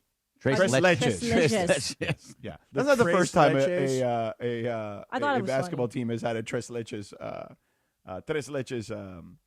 nickname. They're calling them the Snow Time Yeah, Lakers. what's better, that or the Snow Time or the I feel like Exciting that's what Whites? I feel like I went back and forth with Michael, and I think he liked that one. That was The the Snow one he Time liked. Lakers? It's pretty good. That's pretty funny. I don't have my phone on me right now, but Lindsay, we'll have Tim McMahon next segment. We can talk to him for He sure. just texted me and said he messed up the time zone, so we're gonna call him in an hour. Oh, in an hour. Yeah, At 9:30. yeah. Okay. Mm-hmm. Yeah. They also have Jock Landale is a guy that's been thrown around. People are throwing around Jonas Valanciunas. I feel like Valanciunas wants to go back to play in Europe. Like he wanted to do that last year, and then Denver came calling. He's like, Jokic, okay, I'll be Jokic's backup. But I think he really wants to just go home and play in Europe. Snow Time, though, makes me think of Ron the Caddy's keys, Yeah, a little different. Yeah. Who makes you think of Ron the Caddy's keys? When we say Snow Time. Oh, the Snow Time Lakers? Yeah. Yeah. I know. Ron the Caddy got them keys out now for this special brand of Lakers basketball. Probably so. But hey, listen. All right. So I'm sorry, Kevin. You wanted to say I just want to say this. So here's the thing. Is there any chance that the Lakers can make a move that none of us could see possible? I mean, they've given up what they had, right? They gave up their first-round picks. By the way, this segment is going in the can for Saturday's special. Oh my God, it's fantastic. For sure. This is going to be the lead-off at 8 a.m. on Saturday morning. This should absolutely be. This is how we came out of the 8 o'clock hour on Monday. This is what you get on Saturday. You get Mount Everest is a whole lot higher. No, Yeah, Azteca was higher. Yeah. No, whatever it is. Yeah. It's all part of the Morning Wood, thanks to our friends at Hernandez Wholesale Flooring yesterday. Yeah, speaking of which, coming up next, so Windhorst and McMahon and those guys in the Hoop Collective did actually talk about Walker Kessler specifically and kind of what the Lakers need out of him. Let's do that on the other side. But now I'll tell you about our friends that you just mentioned, Christopher. I'm knocking on that hardwood for you. Yeah. Which one do you got there? What This color? is the Bristol Hickory. Oh, Bristol Hickory. You know what I mean? So there you Nice. go. Cappy likes a little, tickly walnut, I believe. He does like tickly walnut, doesn't By he? the way, it's so funny you say that, George, because just this weekend, Rachel said to me, she goes, it's time for us to call Steven Hernandez. I think we're ready for the new flooring. Yeah, I'm like, tell well, him. let's do it. Rachel wants some tickly walnut, too. She don't mind that ticklery. No, she probably don't like that.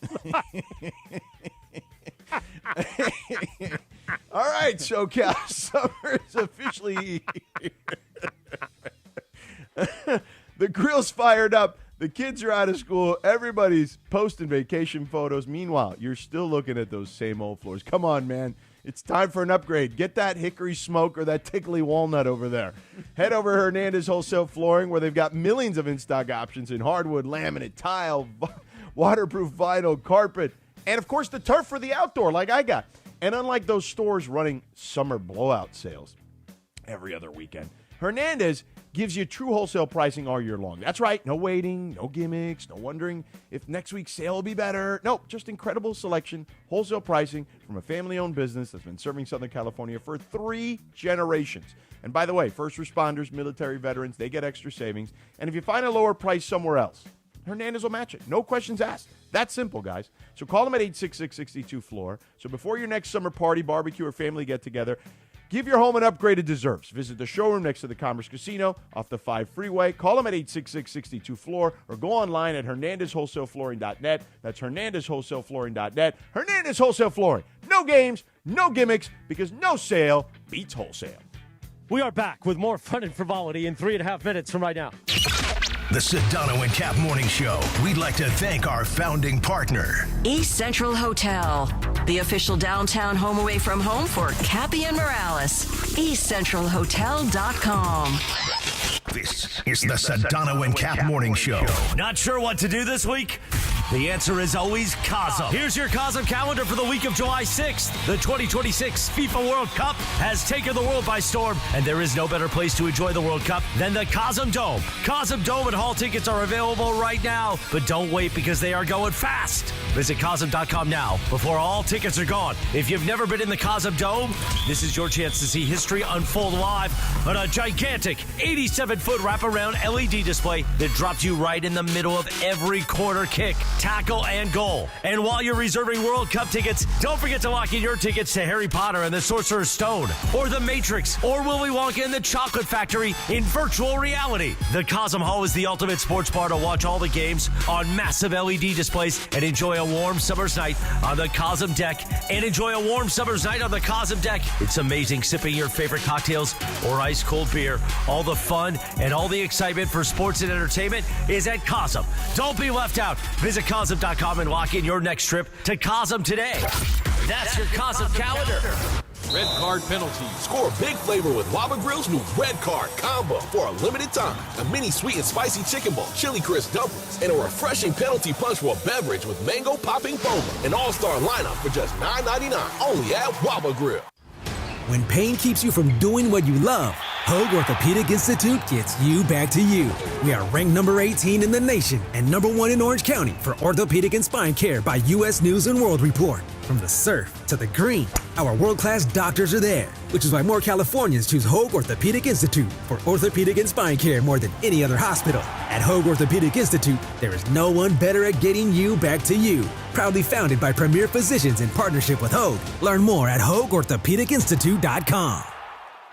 DraftKings is live in all 50 states. That means us, California. Win or go home. That's it. That's the World Cup knockout round. And DraftKings has you covered for every single match. The DraftKings app is now live in California, so whether you're catching the early kickoff, before work, the late match at the bar, you're in on every single minute, every match, every moment, all in one app. Right here in California, the world's biggest stage is in the palm of your hand. And new DraftKings customers, sign up with code LA710, spend $5 to get $200 in total rewards over 21 days. That's code LA710 in partnership with DraftKings. The crown is yours. Event trading offered by DraftKings Predictions, a CFTC registered introducing broker. Trading involves risk of loss. Market availability varies. Eligibility restrictions apply. $50 every 7 days via click-to-claim issued in non-withdrawable prediction dollars that expire in 1 year. Ends July 19th. Terms, dkng.co/predictions promo. 8:28 in the morning. Join ESPN LA this Friday. This show is going to be live at Hollywood Park Casino for the ultimate pre-match tailgate party. We will be live, the Sedano and Kap Morning Show from 7 to 10 a.m. Wow, man, I am stumbling today. As we get ready for the quarterfinal in L.A. at SoFi. With a win against Belgium tonight, it will be a USA match. Follow at Play HPC for more information, and we'll see you Friday morning at Hollywood Park Casino. We'll see you in 1 minute as the Sedano and Kap Morning Show continues. In sports, the tape never tells the whole story. Hiring is no different. AI can make candidates look like an MVP on paper. So knowing the person and the skills behind the resume matters. That's where Robert Half changes the game. Our recruiters combine their expertise with award-winning AI to evaluate skills and fit quickly. Learn how we can find you specialized talent in finance, accounting, technology, and more. At Robert Half, we know talent. Visit roberthalf.com/talent today. My name is Whitney Allen, and I'm a widow. My husband, Ryan, died. We never thought we'd ever have to use life insurance, but the unexpected happened. With Ethos, signing up was fast and 100% online. You can get a quote in seconds, apply in minutes, and get same-day coverage. No medical exams, and you can get up to $3 million worth of coverage. I'm grateful we were prepared. Get your free quote at ethos.com/play. That's ethos.com/play. Paid spokesperson. Time spent on application may vary. Online health questions required. This is the Sedano and Kap Morning Show. 8:30, good morning. The Sedano and Kap Morning Show on a Monday morning. Now, this is a country artist. Even Sedano can get behind. The great Eric Church, a live performance of Springsteen. Cappy, this is going to be happening at our friends Yamava Resort Casino at the Yamava Theater. Coming up for the one-year anniversary of Yamava. Sunday, July 19th, which is also the day of the World Cup final. Now, this is important because I'm going to be in the house for Eric Church that night at the Yamava Theater. Eric Church puts on an amazing performance. I got to just figure out what I'm going to do the Monday morning show. I might need to borrow your Comrex and plug into a dartboard somewhere at Yamava. Breaking news. Hit the breaking news sound. All right, hold on. Oh, we double hit it.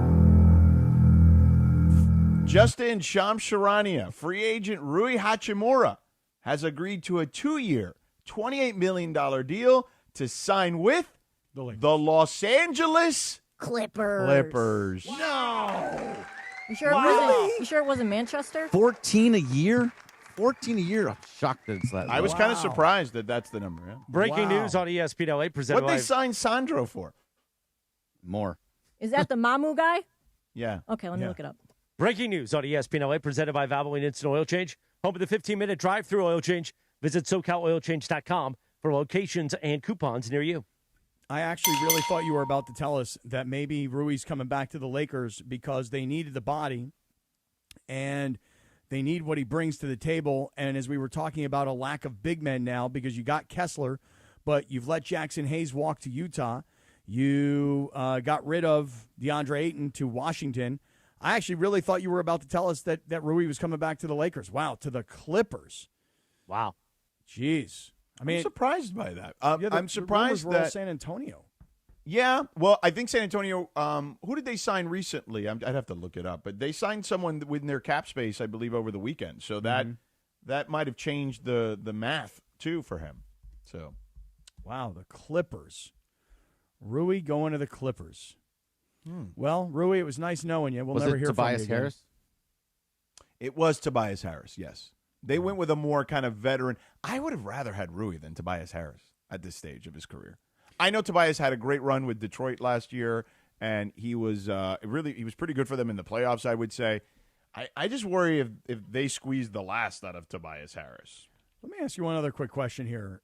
We go into these off seasons and we go into free agency, and everybody's getting paid. You know, Austin Reeves goes from being a $14 million a year player to a $42 million a year player.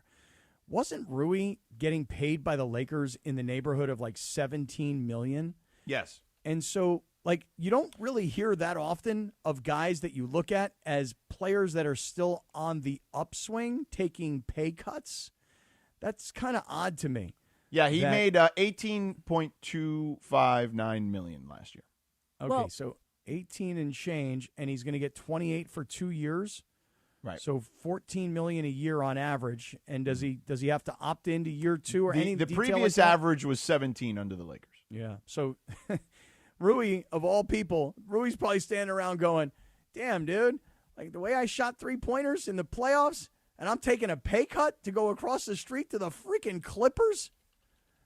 Kawhi still on the Clippers? It's all about that cap space, Cappy. Yeah, I guess so. Well, Isaiah Hartenstein, he took a pay cut. What was his pay cut? He did take a small a haircut. Yes, he did. I'd have to look it up, but he was making Couple mil. Yeah. So Shams also says that the sides for Hachimura waited for the Lakers to complete their offseason business to pursue a sign-and trade, but the Lakers didn't cooperate on an agreement. Mm-hmm. Yeah. But the Rui thing, that's interesting. And the fact that, Shams added that context, right, where they thought they were going to do a sign-and trade, and then the Lakers like, nah. We don't really need to do that. Well, I'm just wondering if there's anyone on the Clippers roster they could have used. Well, could they even? Again, you'll have to explain. I got to call Bobby Marks. I'm going to need a little update on this one. Could you sign a guy to a contract, $28 million over 2 years, and then trade him? Well, the Lakers are already hard capped because of the sign and trade to Walker Kessler to the first apron. So that's why I'm questioning. So that's why they couldn't do do it once they did the Walker Kessler trade. I'm guessing, if I'm, again, this is just me speculating here. I'm guessing once they did the sign and trade with Walker Kessler, they could no longer sign and trade with Hachimura because of the way the finances work. Because they can't take on the $28 million. Correct, because they're hard capped at the first apron. Right? Mm-hmm. Mm-hmm. Oh, well, hey, Rui, it was a nice couple of years, man. I enjoyed listen, I thought he played very well for the Lakers. I have no issue with Rui, and if you would have told me that the Lakers were bringing Rui back, I'd be like, you know what? I'd He's be a happy. Contributor. Yep, yeah. He's a contributor. I like him. He's not a pain in the ass to anybody. He doesn't argue about his role. He goes out there and plays. When he was not playing, when there were times where coach decided he wasn't getting as many minutes, you never heard the guy, never a peep from the guy. Total professionalism. And then when it came to the postseason and you really needed 3-point shots to go down, Rui Hachimura, listen, I'm not sure everybody understood the percentage that he shot, but George, nearly 52%. He is the highest by percentage, not by volume. He is the highest percentage in NBA playoff history. Pretty impressive. Pretty darn impressive. Yeah. And, again, the unfortunate part for Rui is, hey, Rui, not likely you're going to see you play ever again. Not likely to hear much about what you got going on. Because when you go over to the Clippers, you kind of disappear. It's kind of like playing for the Angels. You know what I'm saying? Go ahead. No, do you think he gets booed because he's a Clipper? No, I don't think you boo Rui. I mean, I guess the Clipper thing changes the dynamic. I would not boo Rui. You mean when the Lakers play the Clippers, you're asking if Laker fans are going to boo Rui? Because he went to the Clippers. Only it's not because of Rui himself. Like, when you go to sporting events, you go to Charger or like Rams games, and there's a Clipper there, they boo them or they don't cheer. You think they'll do that to Rui? I think Rui was well-liked as a Laker, and I don't think anybody's looking at Rui going, you know what he did is he went across town to take the money. This is not Juan Soto leaving the Yankees to go to the lesser organization to get more money. This is actually Rui in some weird way. Tell me if you guys think this is right. He doesn't really have very many options right now. Right. It dried up on him. Right. Yeah. I mean, he didn't go and get big money to go to the Clippers and go, screw the Lakers, I'm going to the Clippers. He was like, wait a second. The varsity team doesn't want me anymore, so now the JV team's all I've got left? And that's what happened here. That is really, well, you talk about agents.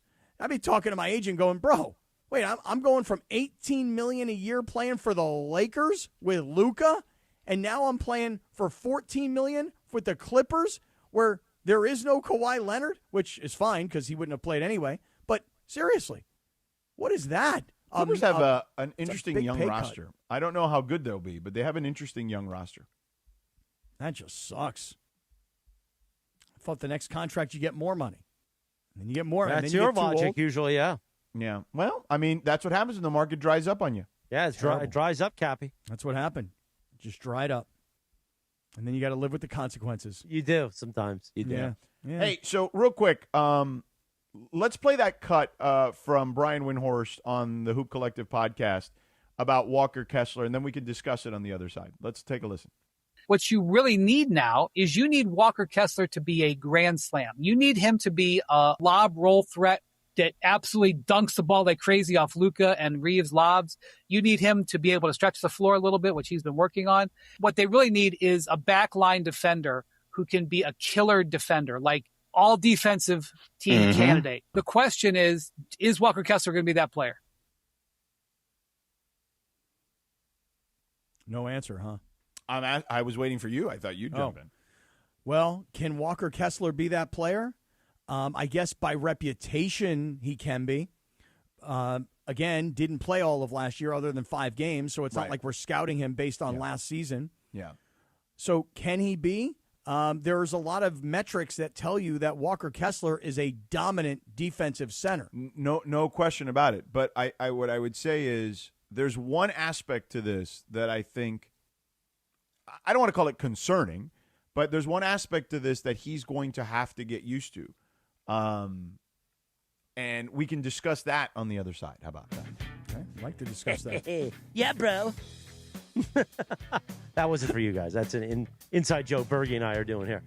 You 841. guys are doing yeah bros now? Yeah, we're talking about Bro Boy. Anyway, let's talk about our friend Jacob, who was out there taking pics with Holland. Yeah, you see his beautiful picture right here. Look at that. Yeah. After a long July 4th weekend, Cappy, a lot of people are getting back to normal today. We just celebrated America's 250th birthday, and all across Southern California, there were road trips, barbecues, fireworks, family parties, beach traffic, late nights, and packed freeways. Yeah, and for some people, the holiday weekend, unfortunately, did not end the way it was supposed to. If you were hurt in a car accident, a rideshare crash, a slip and fall, a dog bite. Oh, my God, I heard about this woman this past weekend who got bit by this dog. I'm going to have to get her in touch with Jacob. Or any serious injury over the long weekend, you call Jacob and Rob. Yep. Call them at 800-345-6789. The Law Office of Jacob and Ronnie is the team that helps you understand what to do next, Captain. Yeah, because when you call, you should feel calm, clear, and taken care of. You should feel like you made the right choice calling us, and that is really the point, is that Jacob's team is here to help walk you through the process, protect your rights, and fight for injured people all across L.A. So if something went wrong over the holiday weekend, don't wait. Call Jacob at 800-345-6789. That's 800-345-6789. Or visit calljacob.com. We continue the conversation. We're back in 2 minutes on the Sedano and Kap Morning Show on ESPN LA. The Sedano and Kap Morning Show. ESPN LA fans, join us Friday, July 10th at Hollywood Park Casino for the Kickin' It at the Park tailgate party as we broadcast live with the Sedano and Kap Morning Show. Come tailgate for the quarterfinal and unforgettable final World Cup game at SoFi. Cheer on your team and enjoy HBC's new outdoor bar. Hollywood Park Casino, the only spot where you can park, party, and play 24/7, is LA's hottest card room, and it just got hotter during the epic Summer of Soccer. Friday, July 10th at Hollywood Park Casino. For more info, go to playhbc.com or follow us at PlayHBC. Must be 21 plus to enter. Hey guys, it's John Ireland. In all my years of covering sports, one thing is for certain. Great teams walk in with a playbook. So why face your family's future without one? Globe Life makes protecting the people you love simple. And with Globe Life, it's never been easier. You can apply for coverage online or with an agent in just minutes. No complicated strategy, just straightforward protection from a name you already trust. Get your free quote today at globelifeinsurance.com. 844, good morning. Help people affected by the Venezuela earthquakes. Your donation through redcross.org/ESPN enables the Red Cross to prepare for, respond to, and help people recover from this disaster. redcross.org/ESPN. The Sedano and Kap Morning Show. We're back in 1 minute from right now. Get as loud as you can for Monster Jam! The one and only Monster Jam. Packed with stunts, smiles, and jaw-dropping skills. See the world's best drivers tear up the dirt in your favorite Monster Jam trucks. Like Gravedigger, El Toro Loco, Sparkle Smash, and more. Only at Monster Jam. Coming to Crypto.com Arena July 17th through 19th. Brought to you by BKD Tires and O'Reilly Auto Parts. Visit MonsterJam.com today. Here in Los Angeles, our city water is loaded with chlorine and chemicals. That's why I got LifeSource Whole House Water System. It cleans and conditions water from every tap for healthier water. With no salt and no regular maintenance. No more harsh, skin-irritating city water. Upgrade your water and your life with LifeSource. I did, and I'm never going back. LifeSource has been doing it for decades. Read the reviews. Call the LifeSource California factory today at 800-WATER-99 or visit LifeSourceWater.com. LifeSource Water, it's not just better, it's essential. LifeSource, taste and feel the difference. Warranty limitations apply. It's time for the Wild Fork Foods Yacht Rock Song of the Morning. It's time for the Wild Fork Foods Yacht Rock Song of the Morning on the Sedano and Kap Morning Show. Wild Fork, your neighborhood meat and seafood market. Now, he's put on his captain's hat. I am the captain. This is the captain's table. The captain sits at the captain's table. Captain Condiment has the Yacht Rock all queued up. Now.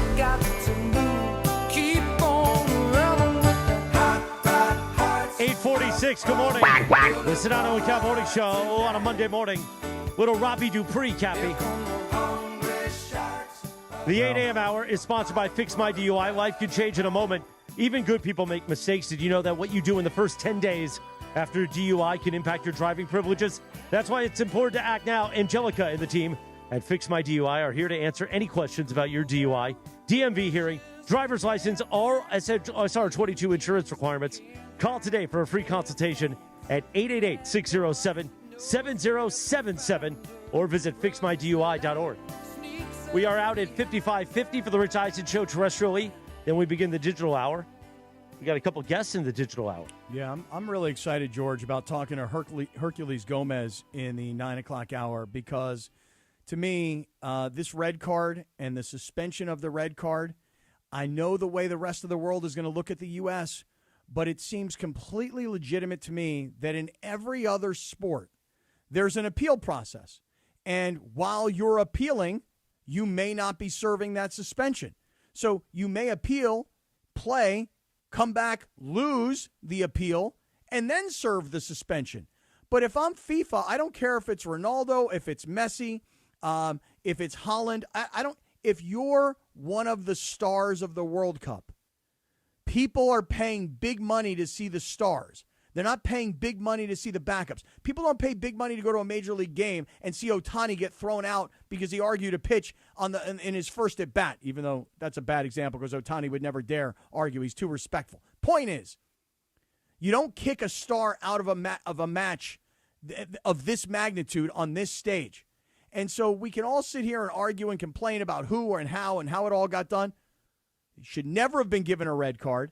And FIFA did the right thing by letting this kid play tonight for the U.S., so I can't wait to talk to Hercules about that and hear what he thinks. I wonder what he's going to say because Belgium is appealing all of this. They just aren't sure if they're going to get an answer before the game actually starts, though. Belgium is appealing the suspension of the red card. Correct. Now, to me, that screams desperation as opposed to, hey, look, FIFA made their decision. We're going to go out there and we're going to play the best game, and we're planning on winning this game. Like, go out with confidence. The U.S. played for 35 minutes with 10 guys and showed nothing but heart. They dug deep. They suffered while they were out there. They found a way to score another goal, and they won the game. Maybe one of the most spectacular goals of the entire World Cup so far. But, listen, should never have been given a red card in the first place to even be putting everybody in this position. And FIFA, of course, arrogant American here and completely biased, saying FIFA did the right thing. Ridiculous. Red card. You get suspended for the next match. Really? Anyway, I'm really excited about tonight's match. That was a nice rant there. Yeah. Cap. I mean, come on, right? Am I right or am I wrong here? I mean, I understand that there's a whole other side of it. It's like, this just isn't fair. You know, if it wasn't the U.S., if this was Belgium, they would never have reinstated this guy. Maybe. But the U.S. is the host country. They are this deep into the tournament. Why would you want to take off one of your best players? You hope that everybody's healthy, that you'll see the best of the best. You don't suspect. Look, it was a terrible call by the referee. And if anything, as far as I'm concerned, what FIFA is saying is it's not doing something for the privileged U.S. It's actually a shot at our referees because the referees screwed up in a huge way. Should never have been a red card. Never. Yeah, he's a wide load. I just wanted Sedano's voice to be heard in the segment. He is a wide load. Did we lose Sedano? No, I was letting you go. Yeah, he let you just rant and rave. Thank you, George. Thank you for that. I appreciate that. So Herc is going to join us in a little bit. Hercules Gomez, former USMNT member, played in the 2010 World Cup. So he's going to join us, works for ESPN, and a friend of the program. Big Raider fan, too, by the way. So Raiders. Yep. Big Raider Love fan. it. Good for you, Herc. Hey, Sedano, did you watch any of the Summer League? I did watch some of it, not a ton of it, but I watched some of it. I saw the kid the Lakers drafted. Cameron Carr? Yeah, played a pretty good game. Was very efficient in the game that I saw him play. Did you see Adu Thiero, if you saw how he played? Thiero, sorry. Ooh, yeah, no I. Thiero. Yeah. Do what you want, Berg. Yeah. It's Thiero. Thiero like hero. Thiero. Yeah. I want to say correct. First of all, watch your tone. Now that's a good drop. That's a great drop. Good job. See, the other one was a little too high. Like it wasn't like it wasn't like the good context. You know? What I I know. We'll clean it up. First of all, watch your tone.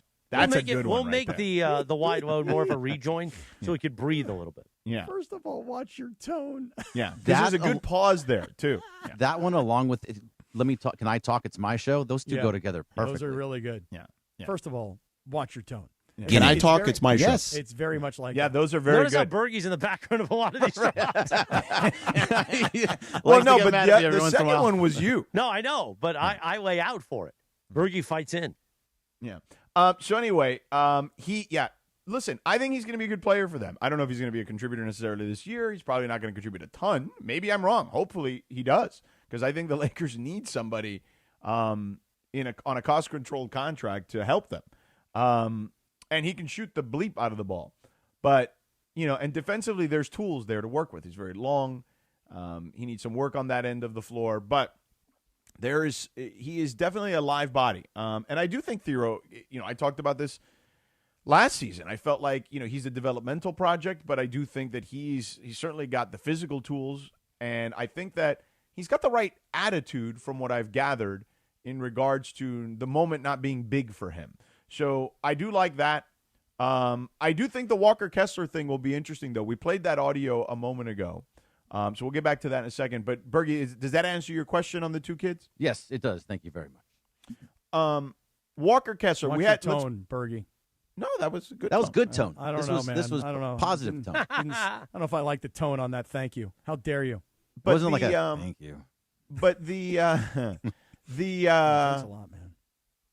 The sound we just played, let's play it one more time, because I know we got to go to break here in a second to go to the digital hour here. And you can join us on the app or on YouTube, the ESPN LA app, of course. So let's play Windhorse one more time about Kessler. What you really need now is you need Walker Kessler to be a grand slam. You need him to be a lob roll threat that absolutely dunks the ball like crazy off Luka and Reeves lobs. You need him to be able to stretch the floor a little bit, which he's been working on. What they really need is a backline defender who can be a killer defender, like all defensive team candidate. The question is Walker Kessler going to be that player? Well, the question is, how much will Luka and Austin help him to not have to deal with that in a way where it puts him in a precarious situation, foul trouble, things of that nature? We're going to need to see, for all the talk about, well, Austin got this big contract, he's got to elevate his game. You know where I want to see both those guys elevate their game? Defensively. Yeah, well, is that going to happen? Can it happen? I mean, it's not impossible, but it's going to take some real dedication to that end of the floor. If you want, if once you've gotten paid, the expectation is there has to be at least a modicum of defense, even if you are carrying such a heavy burden on offense. There needs to be a level of intensity. And I thought Luka stepped up his level of intensity last year for most of the season. And I think he got better there in a way that we hadn't seen him play maybe previously. And with Austin, it's not that he doesn't try. It just needs to be – I think what Austin is so smart that I think what Austin needs to do is Austin needs to just kind of be a step ahead in regards to defense. And I think he's certainly capable of that. But it needs to be something that we see executed during the games. And I want to just send a shout-out to Walker Kessler and send that young brother some congratulations and some mazel tov, because I don't know if everybody saw this past weekend, but Walker Kessler got engaged. So, young man, you got your new contract, you got your new home, and now you're engaged. Yeah. Way to go, young man. Walker Congrats, Kessler. buddy. So, look, we've got Herc coming up to talk soccer. We'll talk some more Lakers. Tim McMahon's going to stop by at 9:30 as well. All right. Thank you. The Sedano Kap Morning Show coming up 9 o'clock, the Rich Eisen Show, terrestrially on 7:10 a.m. and the all-new ESPN LA app. We continue digitally on the all-new ESPN LA app and on YouTube at ESPN Los Angeles. So if you're on the Listen Live tile on the ESPN LA app, click the Sedano and Kap tile or stay with the Rich Eisen Show. Either way, we win. And you win, Jack. We'll see you in just a few moments. Empower. Ellie here is getting the sleeve she's always dreamed of. She worked with Empower and planned for her next move, so she got good at money. Now she can be a little bad. Oh, by the way, you spelled journey wrong. No worries. She can afford the cover-up, too. Ooh, check out my tat. It says, invest well, live a little. Start today at empower.com. I'm David Ortiz. When I lost my mom, she was only 46, and I lost my dad to cancer. It was the worst pain I ever felt. It made me think, what will happen with the people I love when my time is up? That's why I have life insurance. Ethos makes it easy. It's all online, take about 10 minutes, and you can get up to $3 million in coverage.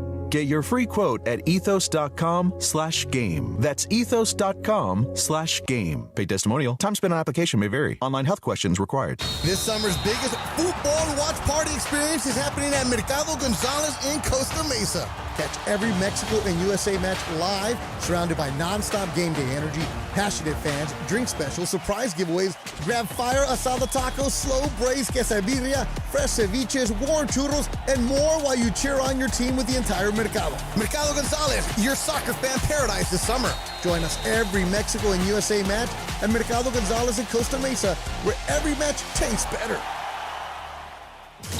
Red card penalty. Score big with Waba Grill's new red card combo for a limited time. A mini sweet and spicy chicken bowl, 3-piece chili crisp dumplings, and a side of Wablaze sauce for that extra heat. Then kick it up a notch with our new penalty punch, a premium beverage loaded with sweet mango popping boba. It's a flavor finish that hits the back of the neck. Get the red card combo for $9.99. Only at Waba Grill.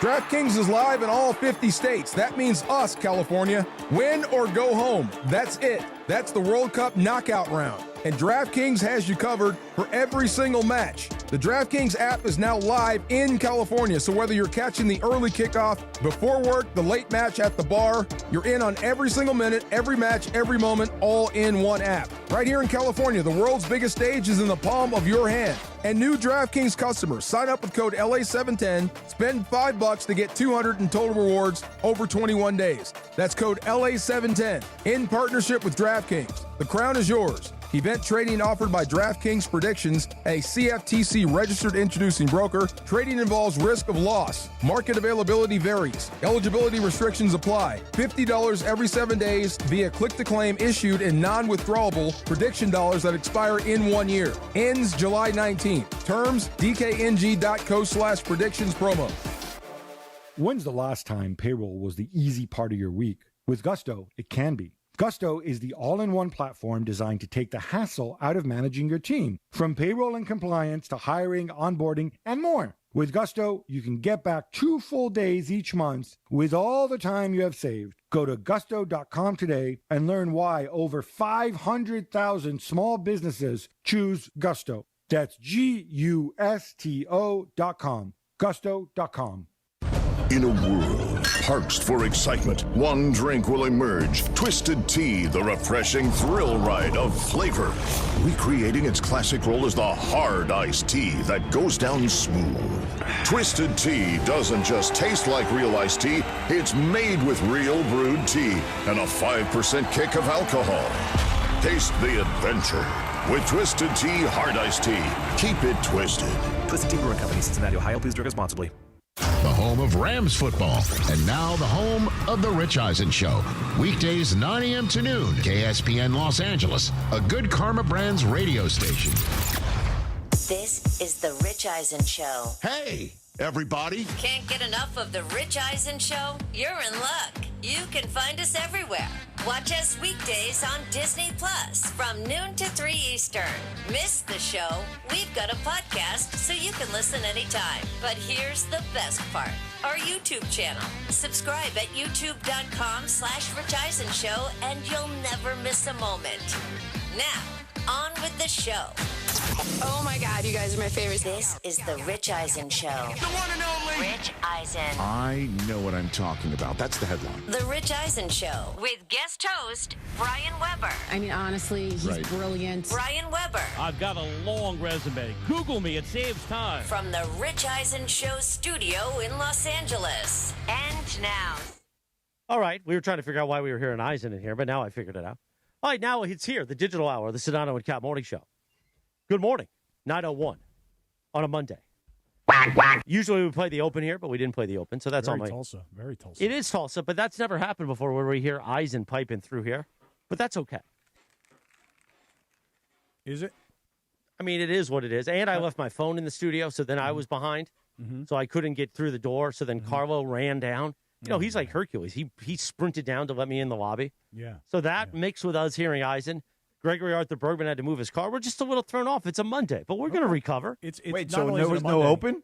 No, we did not play the Open there. No Open. Yeah, and it's a Monday after a holiday weekend, a long holiday weekend. Where what is this, people, Tulsa? I mean, Cappy made that joke 30 seconds ago. Right, I asked that as well. Hercules Gomez is going to talk football in just a few moments. Plus, which one's joining us at 9:30? Oh, Tim McMahon. Tim McMahon. Well, I always ask Lindsay, which one? Well, Tim Bontemps didn't. He got a job with an NBA team. Oh, allegedly. Allegedly, supposedly, possibly, maybe. Wait, allegedly, supposedly, possibly, Yeah, maybe? it's not official yet. It's just Okay. a rumor out there. It's all those four things. Yeah, just Allegedly, like Azteca supposedly. up in, Up in Mount Everest. Right. It's still funny. That was a great moment. Oh, it was awesome. It really was. I'm a leaving. Yes, you are. That's how I feel when you guys make fun of me. I mean, it doesn't happen that often. I got to be Yeah. honest with you. It's probably the least frequent of anyone on the show. Well, now you see it on YouTube. That is the AI image that Tim made. Oh, that's good. Oh, my God. That's awesome. So by the anywho. way, Sweet Timmy, by the way, I just saw on Instagram earlier this morning, Sweet Timmy doing interviews at the BET Awards. Bro, you were outstanding. Really, really great work, man. So That's why I added him on Instagram right then and there. Yeah, when one of our teammates really kicks some ass, it's good to give him a little bit of acknowledgement, not just privately, but publicly as well. Sweet Timmy, you were sweet. How about that? Oh, yes, indeed. Look at him. Well, he Look at doesn't him have a mic, so he couldn't respond there. It's all right. It's all right. We're We watching. got to work on that. Yeah. We're watching the videos. No, of him it was doing amazing. doing his thing. Cleans up nicely, man. He does Looking clean up sharp. nicely, yeah. It's like total stud. Beautiful. Anyway, George, I got to tell you though, like when we start the 9 o'clock hour and we have just a slight technical difficulty, I really do I blame it on the weekend, because I don't know about the rest of you guys, but I've been on a 4-day binge. Okay. And it started on Wednesday night when I went to see Andrew Dice Clay. And then it proceeded into Thursday night when I went to go see my friends, the Foos Fighters, play. And then Friday night turned into some dinner. And then Saturday turned into the fireworks until late into the night. And then Sunday was, an attempt at a recovery day. But I was very, very, intensely watching. Yesterday, Norway beat Brazil. And then it was yesterday. Look, I was as excited yesterday for Mexico and England as I am today for the U.S.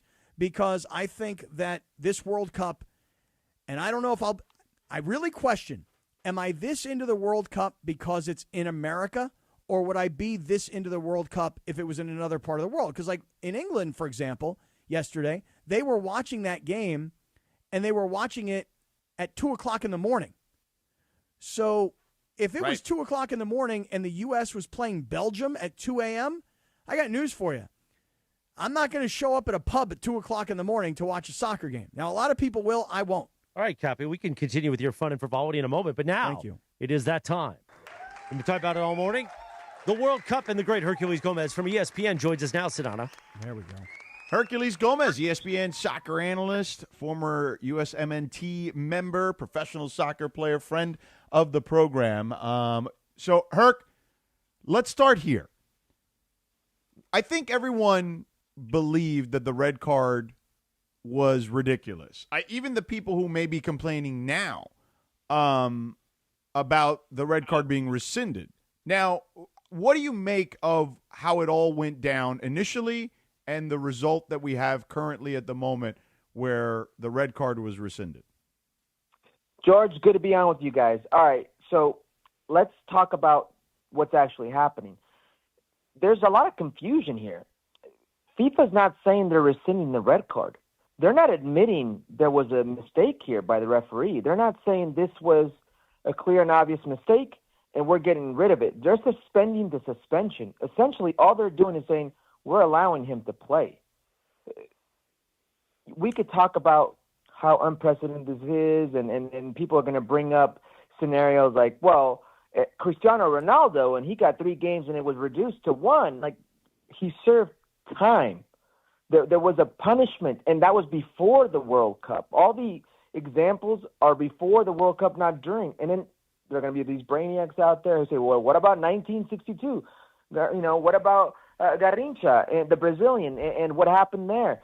I don't know if you want to equate what happened to Garrincha and the political pressure that they received in order for him to play the next game, and the key witness, the linesman, going missing, vanishing, literally fleeing the country, and the bribery claims that happened then to this scenario. It's crazy because Belgium came out today, and many people are like, well, Belgium's appealing. Belgium's statement was like, hey, we just asked for a transparent explanation. That's what we want. So it's uncharted territory because we've never experienced this. We've never had this type of situation. I'm with you guys. I did not think it was a red card. That said, not everybody feels the same way. It's that divisive of a play, that polemic of a situation. What we could all agree on is the optics here and how bad this looks. Yeah, it definitely doesn't look good. But FIFA did, I thought, Hercules, a decent job this weekend of trying to explain that there is some clause somewhere, Rule 27B, whatever it is, that they actually do have the right to suspend a suspension. Did they make that rule up, or did that rule really exist? That rule exists, but it's being used here to their benefit. These are not optics. This is a reality. There was phone calls made. There was government pressure, and there was a call that went away against a host nation that now that player is being allowed to play. If you're an American fan, if you're a U.S. men's national fan, this is the greatest of news. If you're anybody but, you are worried about the integrity of the game here. You are thinking the optics would tell you or lead you to believe that the host nation is getting away with one. Article 27 being evoked here is interesting of how it's being drug into these murky waters. I don't think FIFA handled this well at all. It would be one thing if they went in this process within 24 hours or somewhere within that time of the incident and said, hey, this question in review, the way they reviewed this VAR was not the proper protocol. And we deemed this to be a serious offense by the referee and the match officials. They didn't say that. They're not admitting wrongdoing here. They are saying we're just allowing this player to play. And I feel bad for Folarin Balogun, who's being used in this political manner. He doesn't deserve this. The U.S. men's national team doesn't deserve this. They've been one of the tournament darlings in this, World Cup. It really is a series of unfortunate events of how we got here. So Hercules, obviously we as American fans, we're happy about it. We didn't think it was a red card. We thought the penalty was way beyond the crime, do us a favor here. Scout out Belgium for us and tell us, I assume the U.S. is in a much better position now that they got their player back, but could they have won the game without him? So I repeat, if you're a U.S. men's national team fan, this is going to mean very little to you. You got one of your best players back, your best goal scorer back. That's all you care about. And there could be an asterisk here to the rest of the world. You can care very little about that. The news cycle will take care of itself, and the tournament will go on. That's going to be how things go. This was a pick'em in the eyes of Vegas before the Folarin Balogun decision to allow him to play. Vegas, the odd makers, had it as a very even matchup, a 50-50. We look at it now, well, the U.S. men's national team are favorites in this game. The odds tilt in the red, white, and blue's favor. They match up so well athletically to Belgium. Belgium is a team that has struggled in the conditions of North America, whether that's travel, whether that's game day, with the sunshine, with the heat, with the circumstances that are surrounding, with their player personnel being a little long in the tooth. They can really struggle athletically with this U.S. men's national team. The U.S., you put them against the best teams in the world athletically in this tournament, and they're up there. This is a very uncomfortable team to play against. They can hurt you. This is a bad matchup for Belgium. They can beat you, though. Belgium dropped 5 on you in March in a friendly in Atlanta. When Mauricio Pochettino said, hey, we're going to be here, he said in the pregame to the network that aired the game, he said, we're going to be here this summer in the semifinal here in Atlanta. Well, that team dropped 5 goals on them and won 5-2. That's not the same team. Physically and mentally, they are different. It's taken their toll.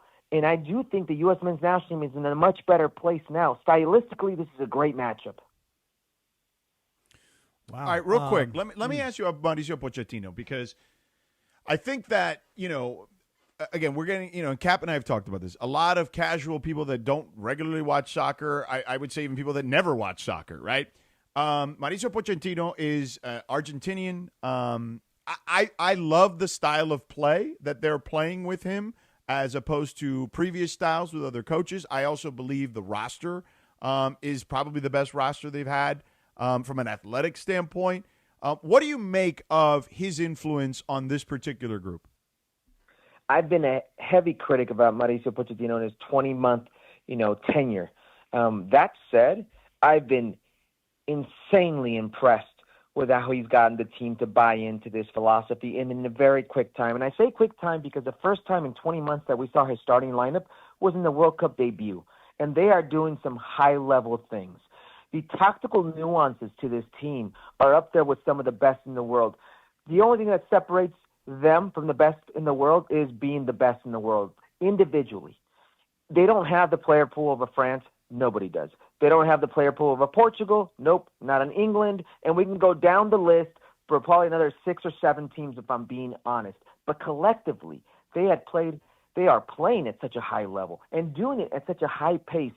I really stress how athletically they are going to give teams fits. And that doesn't mean they run. People need to understand the nuance of which they do things athletically. Adding that layer to it makes them so uncomfortable that there is no team in this World Cup, and I mean no team, that sees them as a comfortable opponent.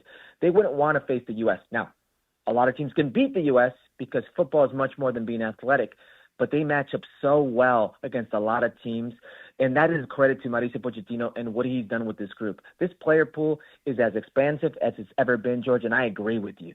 And they're playing a brand now that we've not seen ever. That is a reality. But the other reality is this is a tournament, a competition that's almost been around for 100 years, and only 8 different countries have ever won it. And the country that broke that barrier, the newest country to break that barrier, was back in 2010 with the Spanish national team, and they won 2 Euro championships in a World Cup. They had much better players. That said, this team has the potential to do something special this tournament. Oh, I am loving hearing what you're saying, Hercules, because Sedano and I go back and forth on this all the time. I'm a believer. Again, I'm biased, okay, but I'm a believer. It was 30-plus years ago when the World Cup was in the United States and there was no MLS and nobody cared 32 years ago. And now the whole country is enthralled with what is going on. And I believe that maybe you're right. Maybe they don't have the individual players, but they do have the coaching. They do have the collective athletes. They do have the entire country and the energy behind them. Why can't the U.S. win this World Cup? I hear it from everybody. They're going to have to go through this gauntlet. Hey, I watch some of these massive upsets. Tell me, Hercules, can the U.S. actually win this thing? Is it far-fetched? Is it comical to even suggest that they could? It's not comical in the sense that if they were ever going to do something, it would be on home soil with their golden generation. And those two things are coming together. And I think what you're going to see tonight in Seattle, Lumen Field, you're not going to get anywhere else. It's one of the most unbelievable environments within the United States, and no other national team, U.S. men's national team I'm talking about, has had that advantage of being there. You mentioned 1994. They went 1-1-1 in group play. They were the third-place team, and 6 of the 11 starters on that team didn't have professional contracts. This is the best player pool the U.S. has ever had. They're playing at home, and they're on a run. They're playing in a manner which instills that inspiration and that hope. That said, it's far-fetched in the way that the competition and the history would tell you otherwise. You look at Mexico, which has one of the world's best home field advantages in playing Estadio Azteca, with the altitude, the smog, with the venue, with its people, and how they played against the English national team, and what was, for me, one of the World Cup classics that we could ever see. An amazing game of football. In the first half, and I would say for the majority of that game, they dominated the English. And in the first half, as dominant as they were, this TV network that we get to see the games on has this momentum graph. And there are large peaks of momentum for the Mexican national team. And then there are 2 little peaks right there for the English national team. There was, yes. Those 2 little peaks, guys, were the goals. Yeah. You have to be perfect against this opposition. You cannot create mistakes. You cannot commit errors. And that was a round of 16 game. The U.S. men's national team, even the Miracle on Ice, was college kids versus players that weren't professionals, and they were, I believe, a 7th seed in this tournament. These guys are going against the world's best, and they've got to do that Miracle on Ice, 5 times over. It would be incredibly difficult. But like I said, if you were ever going to do it, this would be the moment in time. All right, real quick, before we let you go, because I know you got to run here in a second. You mentioned Mexico, England yesterday. Look, Mexico's had their issues in the round of 16, but it was, I thought, a classic match to your point. How will the Mexican Federation and should the Mexican fans view this run in the World Cup? Great question, George. I was in Los Angeles with you. You know what the Mexican national team does within the continental United States. Imagine what they do in Mexico. It is unlike anything I've ever seen, this fandom. And with the resources that Mexico has with this sport and with the population and with as football crazy as they are, I cannot believe they've never been better than a round of 16 team. You can go to the eras when they've hosted and it's a quarterfinal, but it's not the same. This team has more in them. That said, their federation is what holds them back. It's not their player pool. It's not the fans. It's not the resources. It's not the willingness to do things. It's their federation. They get it within their own way constantly. If there ever was a time for that national to do anything, it would have been here. But they planned things out so badly in the previous cycle and in this cycle. People don't realize Javier Aguirre was the 3rd coach in this cycle. He's referred to as a bombero. That's fireman in Spanish. You call a fireman when the house is burning. Like, this national team overachieved. They punched above their weight in this World Cup.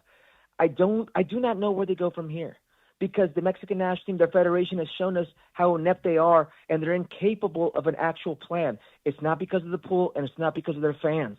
It's the federation. So basically, for those that are uninitiated, Cappy, I'll put it in words you'll understand. The Mexican Federation's like the Raiders front office the last 20 years. Oh, easy. Yeah, don't let him do that, Herc. I had to do it. I had to do it to you. Easy, George. Don't let him do that to us. I had to. Yeah, you know what? Even the Raiders have their Fernando Mendoza right now. And maybe that's Gilberto Mora. Maybe that's 17-year-old Gilberto Mora, but give us some hope here. My Cuban cutie over there, Fernando Mendoza. Well, that was just lazy. That was just lazy. It was low blow. That was just lazy and low blow. But it was fairly accurate, I would say. You tell him, Herc. Let's not accept that from him. I won't accept it, but my adult history has only shown me that it's pretty accurate. Herc, you're the best, buddy. We'll talk. Let's do this again in the next couple of days, the next couple of weeks, okay? I'm around, boys. Thanks for having me. See ya. Appreciate you, man. I'd like to dig in more when this World Cup is over and understand better what the Mexican Soccer Federation's issues are. He will. If you want to do that in like the YouTube hour one day, Herc will literally be on here for as long as you want explaining it to you. Because I think it would be really interesting when the World Cup is over. Let's dig in on the 2 teams that everybody's interested in, the U.S. and Mexico, and then Herc can explain what the issues are with the Mexican Federation, because honestly, he's talking about it, and I'm not 100% tuned in on it, but I'd like to learn more about it. It is kind of what I explained, though. It's just like the front office and ownership getting in your way kind of thing. Yeah, that's fair, but I'd like to dig in No, a little you bit want more more details. I get it. And then the other part of it is I thought what he just said about the U.S. team is right on, which is, look, collectively, they're not as good as everybody else, but athletically, they are. Yeah. And he even made a point that if you're one of these other teams, you may not be afraid of them if you're France, but athletically, they're going to make you uncomfortable. And now that they've got a coach who plays a certain style that he's been able to get his team to buy in on, if ever there was a time for the U.S. to actually make the kind of run in the World Cup that most of us just don't want to accept they can't notion. They can't go through this team, and they can't beat Spain, and they can't beat Argentina, and they can't beat England. Like, for most of us who are arrogant American sports fans, we have a dumb question. And our question is, why not? Why not? And you'll say, well, history will explain the why not. Right. But in the last 32 years, we've seen how soccer has grown in America, not just for players, but for fan interest. We have people that show up on Sunday mornings before NFL football games in bars to watch Premier League games at 6 o'clock in the morning. American sports fans are more tuned into soccer, international soccer, than ever before in our country's history. So if ever there was a time for the USA to make a run towards the World Cup championship, this is the team, this is the venue, this is the time. I wanted you to let that breathe a little bit. That was fantastic. Yeah, I wanted you to let that breathe a little bit. Oh, I let it sit for a second. because I wanted it to be dramatic. Come on, USA. Why not us? And let me just say one thing. Yeah. For everybody out there who you... What an original trope. Why not us? Yeah, and here's the thing. Last week, me and Sedano went back and forth. I said this, you got to believe. And you know what Sedano said? He said, you're delusional. I said, no, George, come on, you got to have faith. You know what he said? You gotta have faith, the faith. I gotta have faith, the faith. Right, when I'm preaching faith and believe, you know what Sedano's preaching? Reality. He's preaching reality. I don't want to live in the real world right now. I want to live in the world where the U.S. is going to upset everybody along the way and win the World Cup in New York, New Jersey, in MetLife Stadium. We're going to, and by the way, when we win the World Cup, and hear what I'm saying, when we win the World Cup. You believe that they will win? Correct. And everybody's going to be so pissed at us. And they're going to be like, that freaking red card, he should never, and he's going to wind up scoring like 5 goals. He never should have been on the field in the first place. They should have lost to Belgium. How dare they? Listen, we're going to win this thing. And you got to believe. Don't tell me I'm delusional. Don't tell me that you're stuck in reality. Be with me, people. Believe that we, the U.S., can win this World Cup. What are you, like Ted Lasso? I guess I am right now. Okay. Cappy Lasso. Yeah. And I'm proud to be an American, where at least I know I'm free. So here's an interesting tweet that I just came across. Tell me. From an executive at Fox Sports. Let me hear. Now, you could say he's biased. He has a stake in this, obviously. Yeah, he does. He got a big stake in it. But he's not wrong. Michael Mulvihill. Mulvihill is the way you pronounce his last name. No, he's not Russian. Well, I don't know. I think he is. I think he is. Asking if soccer, will ever really be popular in the U.S. has become like asking Americans if Americans will ever eat sushi. Once exotic things, now completely mainstream. Few people still having this debate are old, irrelevant, and stuck on a question that was answered years ago. Love sushi now, but Carlos Saisu tried to feed me chicken feet last week. I didn't like that. How'd that go? You refused. I refused. I mean, he's not wrong if you think about it. There is literally, you can find soccer, American soccer, world soccer, literally everywhere at the touch of a button now. And people in America watch it in droves. The only thing is this, and I've thought about this a lot. Like during the World Baseball Classic this past year, yeah, I loved the World Baseball Classic, and I felt like the players themselves played with a great intensity. They've got the name of their country on the front of their jersey, right? So it doesn't say Dodgers or it doesn't say Padres or Angels. It says Dominican Republic or U.S. or Israel or name your country, Mexico, whatever. I felt like the players were more into it because it meant something. It was condensed. And the fans were super into it. I feel like right now we are all so into soccer. And when the World Cup goes away and the American players or whatever, international players go back to their clubs and specifically MLS clubs, it's so hard to duplicate that intensity. Yeah, you know? I get it. But I think to his point, like the Premier League has been on in this country for decades and like gets great numbers, whether when it was on ESPN or now that it's been on NBC for well over a decade. Mm-hmm. Like those matches get good numbers. Like, but let me ask you something. Do you watch those? Because I will be honest, I cannot in LA. It's very hard because it's on early in the morning. 6 o'clock. But when I lived on the East Coast, it was much easier to watch those matches. Yeah, that's just it. Like I don't have a Premier League team. I'm not a Man City fan. I'm not. But I didn't necessarily have one either. But I had a buddy who was a big Chelsea fan. We'd go watch some matches. We'd go to a bar in the morning, and watch it. And I started following them. And when they ended up winning the Champions League, nearly 20 years ago, whatever it was, and Drogba scored a goal in the 88th minute. It was unbelievable to watch. Right, but it was this community thing like that. It was cool. And so when I was on the East Coast, I started following Chelsea a little more because it was easier to watch. Here in LA, it's just tough. You just got to wake up really early. But it didn't get you to the point where you're like this committed Chelsea fan now. Well, again, I moved to the West Coast. It became more difficult. My life became more. My schedule became more filled. Right, like it's tough. Like, I'm working games at night. I'm doing this. Like, there's a lot of different things that just play a role. It doesn't mean though if it's on a Sunday morning, like if there's a later match, which there are later matches that you can watch here on the West Coast in the morning with without having to wake up at an ungodly hour. If it's on, I'll put it on and I'll have it on in the background, similar to the way I have a Dodger game on in the background. Yeah, I guess what I'm saying is though, is like if you're a hardcore fan, and there are plenty of them, to your point. That's not the reference he's making. Being popular doesn't mean hardcore necessarily. On the contrary, I would say that means a lot of casual people will watch casually. Well, I would just say this. I know plenty of people that wake up very, very early in the morning to watch Man U play. And I always kind of ridicule those guys. Yeah, I ridicule those guys. I'm like, wait, you're waking up at 5:30 or 6 o'clock in the morning to watch a soccer game on an NFL Sunday? And they're super into it.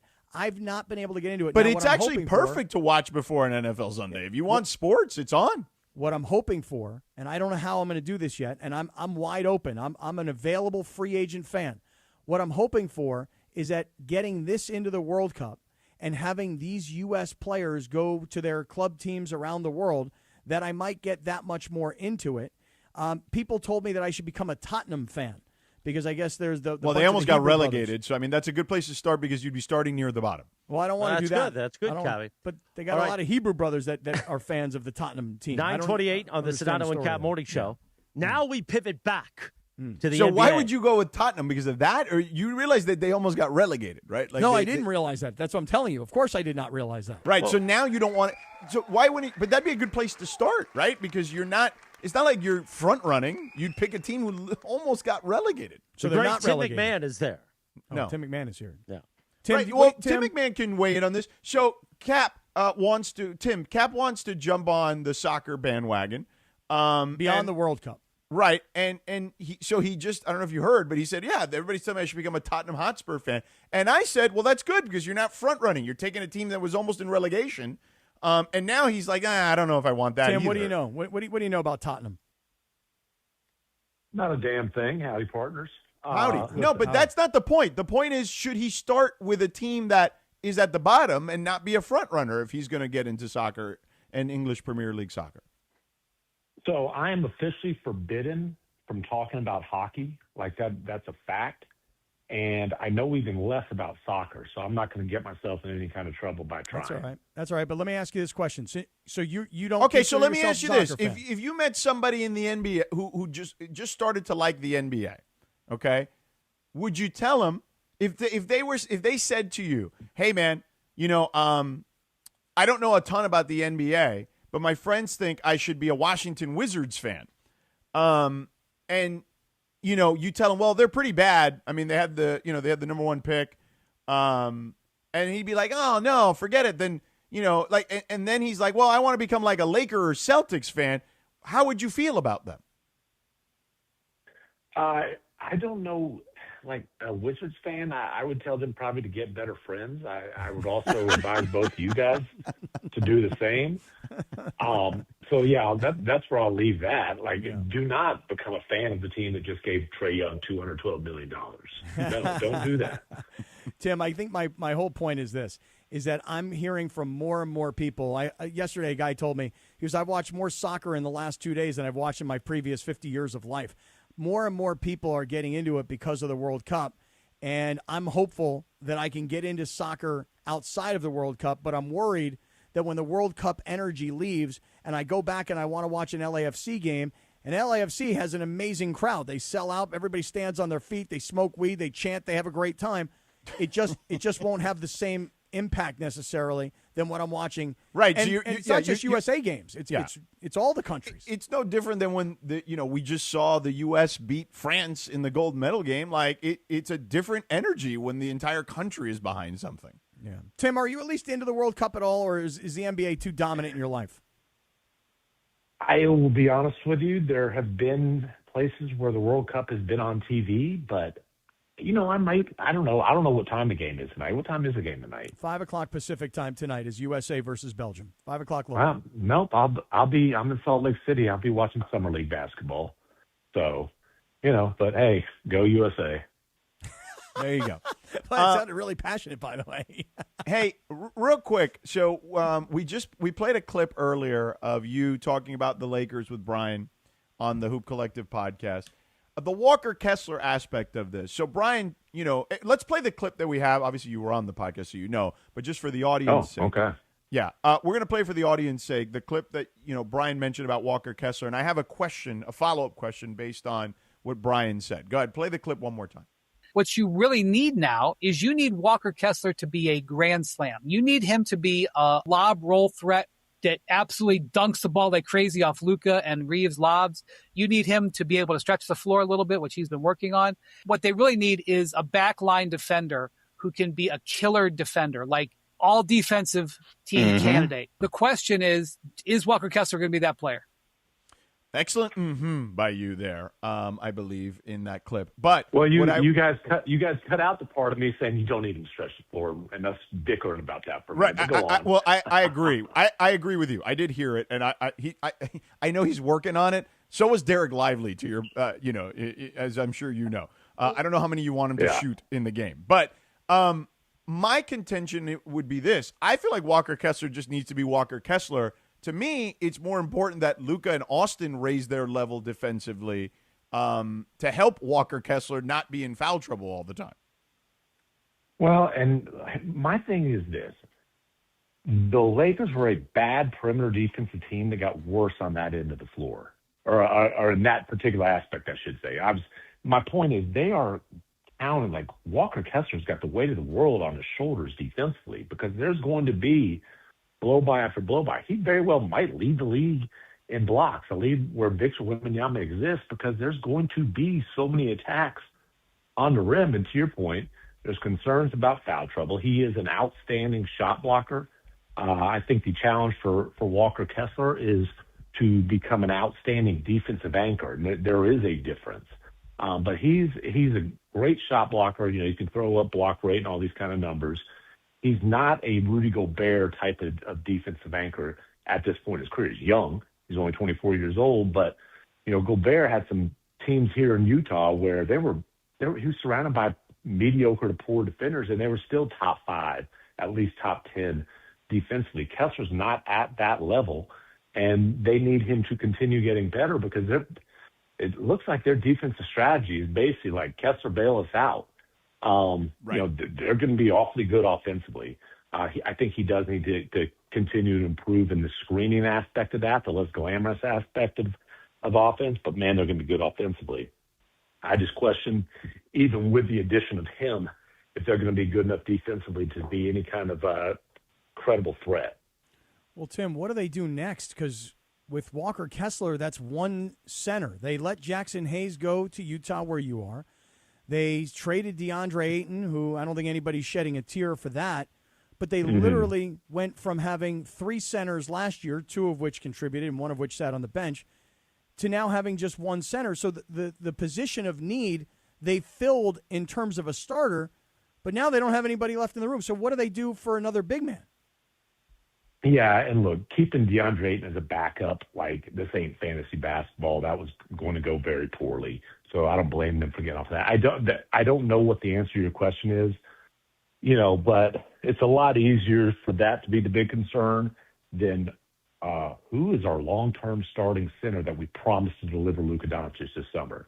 And they've at least handled that. Now, they did it at a very expensive price. The salary, I think when you look at it and start lining up compared to other starting centers in the league, you're like, hey, Kessler's probably going to be a top 10 starting center.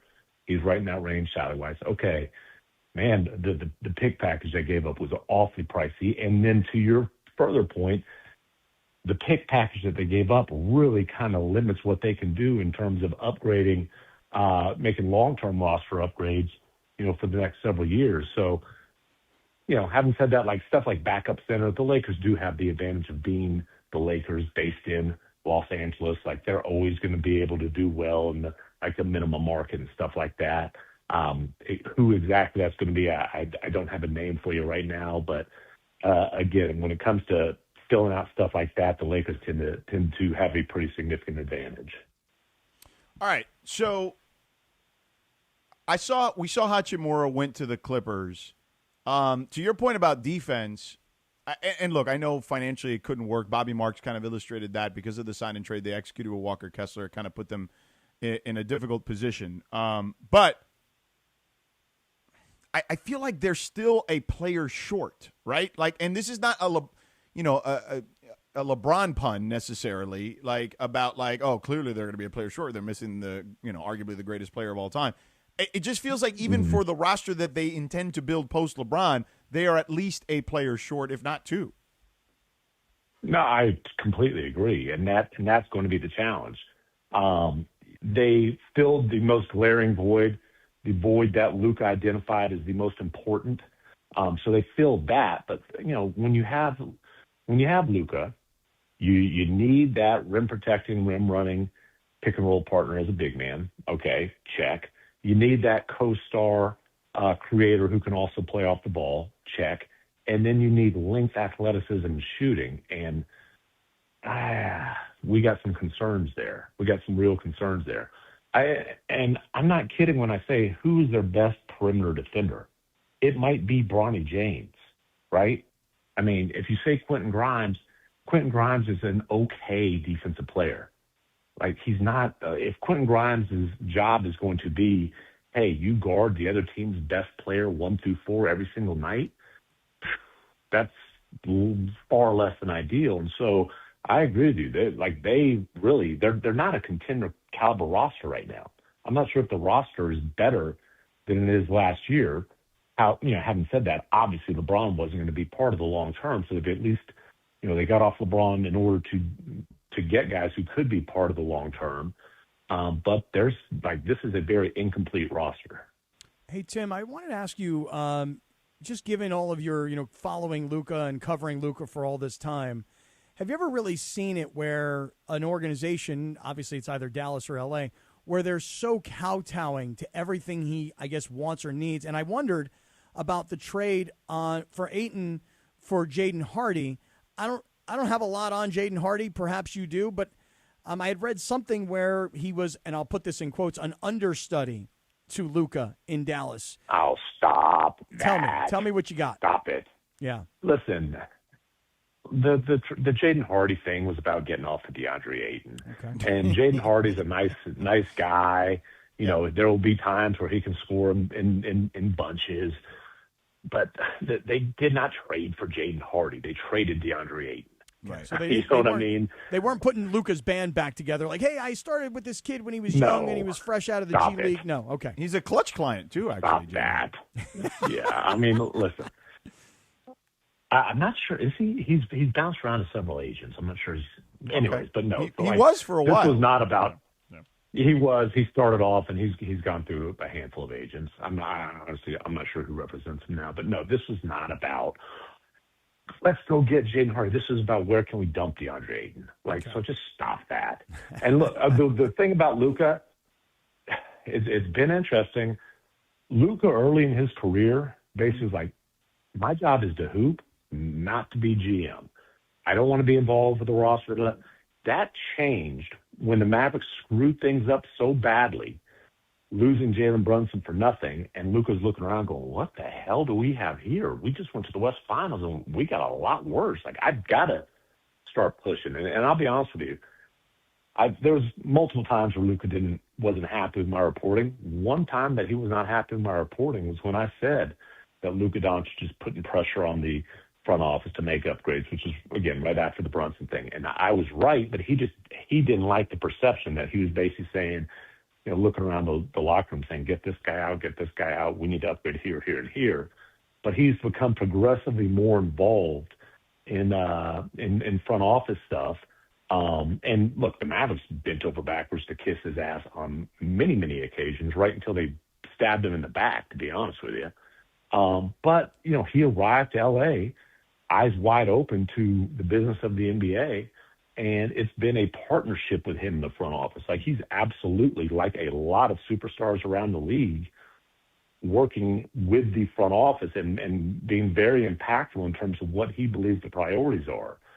And so, again, that's why they were in a position of almost, I would say, desperation to get the Walker Kessler deal done, because if they don't do it now, that cap space is gone. As soon as Austin Reeves signs the contract, it's use it or lose it.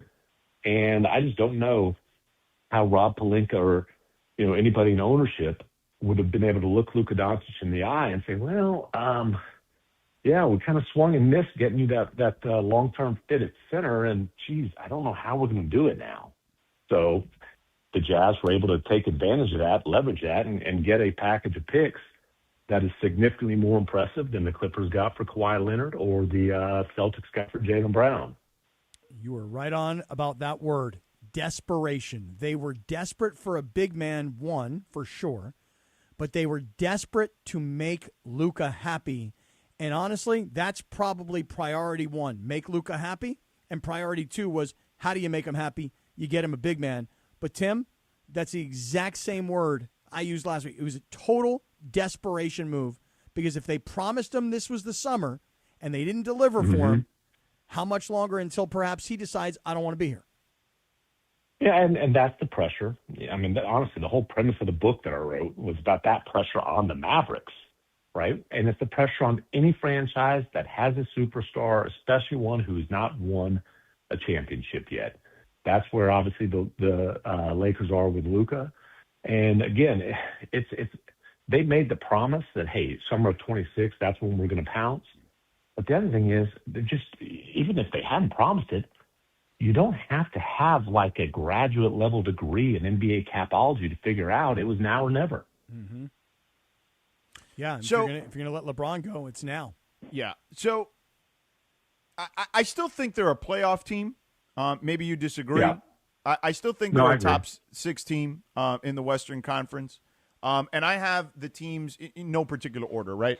OKC, San Antonio, Denver, the Lakers, Minnesota, Houston. Do you disagree with any of those? Is there someone I'm missing? I mean, I'm not looking at the standings right now, but that sounds about right. There's nothing you're saying there that I strongly disagree with. No. Now, how do you feel OKC and San Antonio, the two teams that people are going to be chasing in the Western Conference, did this offseason?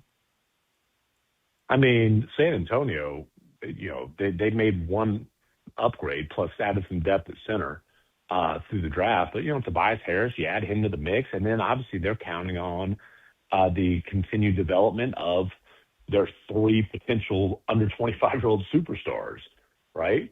Wemby's going to continue to get better. Dylan Harper, after an awesome rookie year, is going to continue to get better. Stephon Castle's going to continue to get better. I think you have to consider the Spurs the favorite in the West, considering they just knocked off OKC. Now, OKC, they lost some role players who kind of fell out of their rotation because, let's be honest, as J.J. Redick pointed out, they've got guys sitting at the end of the bench who'd be 7th or 8th men for a lot of teams. So now you got Aaron Wiggins and Isaiah Joe will be the 7th or 8th man for East playoff teams. They added a couple pieces in the draft, but really what they're hoping is Jalen Williams can have a healthy season and that A.J. Mitchell can have a healthy season, and they're going to be, right up there as one of the best teams in the league again. All right. Well, I guess if I'm going to finish this thing off, I'm going to say to you tonight, you should probably be watching, Summer League in front of you, and you should turn the World Cup game on your phone, dude. You got to get into the World Cup. You're the only guy in America I know who's not into the World Cup. Dude, I've got freaking Darren Peterson against Cam Booz is going to be right in front of me. Like, what? How could life be any better? Come on now. I know, but life can be better just by putting your phone on the World Cup. You got both going on at the same time. I'm kind of allergic to soccer, to be honest with you. There you go. It's fine. It's not for everybody. I get it. The great Tim McMahon. All right, Tim, I'll see you in – will I see – I won't see you in Vegas, right? You told me you're not going? Oh, no. Salt Lake City and then see you there. Actually, I'll be in LA next week. I'll be in LA next week for a little NBA Today action, and then we're going to ride off in the sunset for about a month or so. All right. Well, I won't see you because I'll be in Vegas, but I'll see you on the other side. Enjoy. All right, brother. Always good talking to you, boys. Yeah, see you, man. Thank you. Pack your parka, man. It's going to be cold in Vegas. He wasn't giving you anything on the World Cup. No, he's allergic to soccer, he said. That's pretty damn funny. Maybe we'll have him come in next week for the Summer of Schwans. I don't know if Tim will be down with the Summer of Schwans. You know, in a very wry sort of way, I think he would be into the Summer of Schwans. He has a great sense of humor. He does, yeah. Yeah. But I feel like that one might be a little too far, Cappy. I don't know. Yeah? You think Schwans I'll is too much for him? I'll let you ask him. I sent you a team to root for in the EPL. I see. AFC this. Bournemouth. Yeah. I know.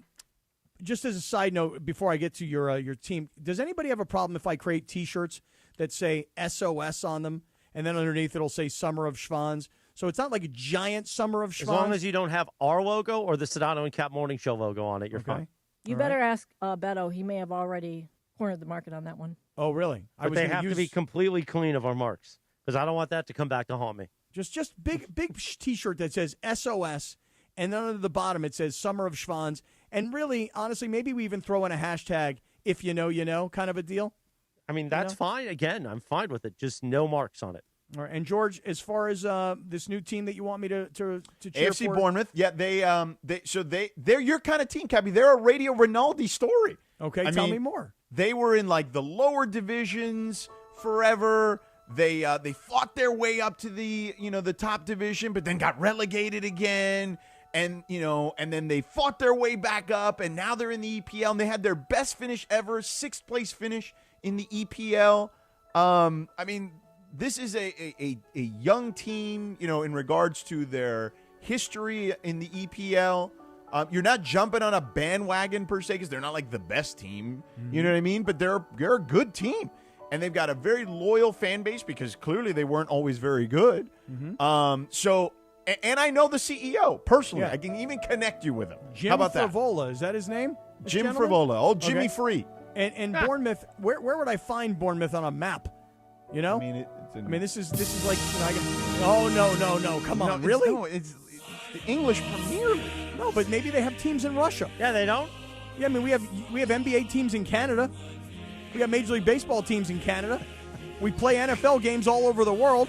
Maybe this Bournemouth is in, the eastern part of Russia. By the way, I don't want a Summer of Schwantz T-shirt. Can you make me a hat? You want an SOS hat? Well, they get more run on this show because I'm always wearing a hat. I'll get you an SOS hat. I don't want it to say SOS. I want it to say Summer of Schwantz. Okay, so you actually want the full spelling. Yeah, you put SOS in the back, but on the front, I want Summer of Schwantz. Summer of Schwantz. So, Cappy, Bournemouth is probably like 2 hours south of London. Okay. Well, that could be in Russia. Yeah, and it's like a coastal area.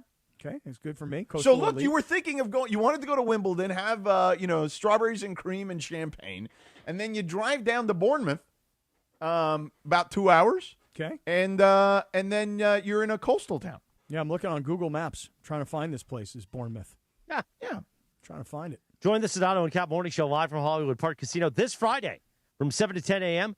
Come hang with the morning crew. That's us. And get ready for the quarterfinal in L.A. at SoFi. With a win against Belgium tonight, it will be a USA match. Powered by Milagro Tequila. Tequila never tasted brighter. Milagro Tequila. Please enjoy responsibly. We'll see you Friday morning at Hollywood Park Casino. And Cappy, their nickname is the Cherries. You know what I mean? So you can you do a little cherry emoji. You know what I mean when you watch them. That means something else, though. Yeah, it sure does. Doesn't it? What does it mean? I think it does. What does it mean? But for them, yes. But this, for them, it's actually like their thing. Like it's not. No, that's not what the emoji means. I love cherries, by the way. Yeah.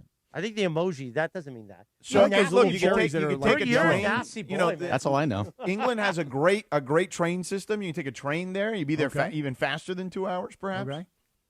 I had a lot of cherries yesterday. I thought I almost broke a tooth on a cherry pit yesterday. I had one of those like yellowy cherries. You know, like cherries, you think of them as like being a deep red, like a cranberry color. Yeah. But this was like more of like a yellow, kind of looked like a little apple with a little twig sticking out of it, you know? Right. Those are damn good. Do you spit the pit right out? Or do you take it out of your mouth? No, I stand in front of the garbage can. I spit the pit into the garbage can. Oh, okay. Yeah. Tim's from the social team says that Michael B. Jordan is a co-owner. Of Bournemouth? Of Bournemouth, yeah. Oh, okay. Does that add to you, Cappy? Yeah, there you go. See, I saw this. They are legit. They are the Radio Ronaldo of the EPL. Like they're a fairy tale, for God's sake. And listen, I was always an AFC fan more than an NFC fan, and it says in front of it here, AFC Bournemouth. Does Tim know what the cherry emoji means? I Googled it. It said playfully suggestive. Oh, well, never mind. Just like All right, this George, show. you're selling me, George. That's a good one, Bergie. Go be a cherry, Cappy. Yeah, you're selling me on this. What about this? Do you want to go? What about going to Wales and to the English Football League and be a fan of Wrexham FC? It has but everybody's jumped on that bandwagon because of the TV show. That feels like a Cappy thing, though. Yeah, but Ryan Reynolds, Rob McElhenney. That's kind of lame. You know what I mean? Like everybody's jumping on it because of the TV. He'll be tweeting at Rob McElhenney all week. I think you would get some real street cred, Cappy, in the EPL streets if you went and win Bournemouth. And again, you love a Radio Rinaldi story. Yeah. They are the Radio Rinaldi of EPL. Well, I think you're right, though, about one thing for sure is that if you just become a Man U fan, aren't you like becoming a fan of the Dallas Cowboys? And maybe Pretty much, yeah, exactly. The biggest brand in the sport. Right. So I definitely don't want to just jump on a Man U thing, but I got to find a team that's going to keep me into soccer. And here's the other thing. Hey, LAFC. I think I'm going to try and get into LAFC more so as well. Like, can I go to or better yet, better than watching? Here, I just put this into Google. Why should I become an AFC Bournemouth fan? Yeah, tell me. You should support AFC Bournemouth because they are one of modern football's greatest fairy tale clubs, rising from the brink of liquidation and the fourth tier of English football to establish themselves as an exciting, fearless, and well-run Premier League staple. Oh, I like that, exciting and fearless. That sounds like me, for sure. Yeah. Those are my adjectives. The Sedano and Kap Morning Show, always made possible by Jacob and Ronnie. If you're injured in an accident, call Jacob. 800-345-6789. That's 800-345-6789. Or call jacob.com. So here's another. Despite being one of the smaller clubs in the top flight, they have a reputation for being brilliantly run. They consistently punch above their weight, secure excellent transfer business, and their matchday fan experience consistently ranks among the very best in the Premier League. Oh, Jonathan Watson, the great Jonathan Watson, just tweeted at us what the cherry means. I didn't know it was code for that. Code for what? Yeah, like breast. Oh, really? Yeah. No, Really? I don't. I think That's he's what wrong. Jonathan Watson just tweeted. No, Jonathan, it's a different fruit. You're thinking melons. No, come on. No, I don't need you to go deeper in this. I mean, right? I didn't know that that's what cherry meant. No, I don't think he's right. Okay. Sedano and Kap Show, playfully subjective. The summer of soccer is here, and Rock and Brews is your headquarters for every match. Catch all the action on massive LED screens with game day food and drink specials and an unbeatable atmosphere. Bring your crew and cheer on your favorite team at Rock and Brews. Visit rockandbrews.com for your nearest location. By the way, Cappy, I know you're in studio tomorrow. Mm-hmm. The ladies, the great ladies, Jenna Tigner and Katie Carr are going to come in from Rock and Brews. Jenna's going to be on air with us during the digital hour. She's fantastic. Okay. She's amazing, but also they're going to bring in great food. Hopefully they bring in Cappy. their new smash burger. I just looked this up. Please. Do you want to know what their motto is? Yes, At I AFC do. Bournemouth? Playfully suggestive? No. Together, anything is possible. Oh, come on. This is my squad. You know what, George? Connect. Do a group chat between me and the I'll CEO. text you with him right now. Yeah, How I about want that? the CEO. I want to talk to this guy. All right, I will. I Text want a you box right of now. merch Hold like on. I'm Gruden. I am legitimately going to put you on a text with Jimmy Free. Are you coming in tomorrow, Sedana? No, not really. Oh, Rock and on. Brews are going to be here. They'll slap you down with those smash burgers. Bring those smash I don't want to eat burgers. a burger at 9 in the morning. Why not? I'll eat 9:30. it. I'll eat it. I'm right back out to of fasting. I can't be doing that. Well, then do Okay, a well, reverse then fast. fast early. Start early. Yeah, don't eat No. after like 2 o'clock this afternoon. And I'll eat that burger right out of your mouth. Me too. Hey, now that's something we could share. Tomorrow we're Is going a to share the smash smash burger. It depends on how many they bring. Those are. I'll those- make sure they bring extra. I So love we'll smash share it burgers. tomorrow. I love a smash Oh, burger. I can't wait till a red onion's hanging out of your mouth and a pickle out really? of mine. Take that, Rachel. Really? I can't wait to see that mayo all over your lips. Ugh, you animal. You disgusting animal. By the way, LAFC. I want to say this to LAFC. I'm going to have to start watching LAFC on TV. Going to an LAFC game is very exciting. You get caught up in the action. Right. But watching on TV, this is how I'm watching the World Cup. I know people that have said, oh, you know what? I bought flights to Seattle and I bought tickets to the game. And they spent a fortune on these games. I am loving watching the World Cup on TV, no problem. But I got to see if watching LAFC on TV will give me that same, like, I don't know, that rush, that adrenaline rush that I'm getting from watching the World Cup, and not just the USA, watching all these World Cup games. Aren't you really BFFs with Bouanga? Well, I mean, I should break out my T-shirt with me and him. I got a couple of great friends on. Aren't you friends with the Timmy Tillman? Or? Timothy Tillman as well. That's right. And his brother scored a goal. Is that really his brother? Yeah, that's why I said that in the chat. I said he's brothers with your BFF. That's his brother. I didn't know. I wasn't sure. I'm telling you. Okay. Well, I mean, you also told me that Mount Everest was higher than. I was right. I was right about that. You're the one who's wrong on that one. Timothy Tillman's brother is the Tillman that scored that crazy goal. Correct. For the U.S. 9:57 as we All right, wrap I things sent him up. a text. You want me to read the Cappy? You read the text. All right, here we go. You're on this. This is to me and George. This is to you to and Jimmy. Jimmy. Yeah. To me and Jimmy. Jimmy, I want to introduce you to my boy and radio partner here in L.A., Scott Kaplan. He's been overwhelmed with soccer fever during this World Cup, and he's looking for an EPL team. I suggested the Cherries, and I think I've sold him. We got to get you on the show this week to close the deal. And by the way, I want one of those Gruden delivery boxes. I'll tell you what, man. Take a look at these Cherry shoes, man. These things are unbelievable, man. I'll tell you that. I'm going to get to know the Cherries well. Are you? There you go. That's it. I sent a text with you and the CEO of AFC Bournemouth. Hey, that's exciting. Don't say I didn't ever do anything for you. No, this is exciting. And we're going to get him on the show at some point, and we got to figure out the time change thing, the time difference. But Tomorrow night, when you and I, Cappy, go on our downtown LA walk, we're going to go buy cherries at that Ralph's where they got the armed guards, and we're going to share cherries on the streets of downtown, spitting pits at each other. Isn't that a podcast, Spitting Pits? It sounds good. It is now. Great Lineberg. I'm looking this dude up. 9:58, time to end off the show, and we do the Don't Sweat the Small Stuff calendar of the day for Monday, July 6th, 2026. Fill your life with opportunities to express love. When our hearts are filled with love and we are sharing that love, we become kinder, gentler, and more patient. Our perspectives are enhanced, and we become more satisfied, Cappy. Sounds about right to me. Yeah, Cappy has a wanna be more LinkedIn if you want to satisfied. connect with him on LinkedIn. Oh, I'm definitely going to connect with him on LinkedIn. Now I'm putting him in my phone right now. It's Jimmy Frivola, right?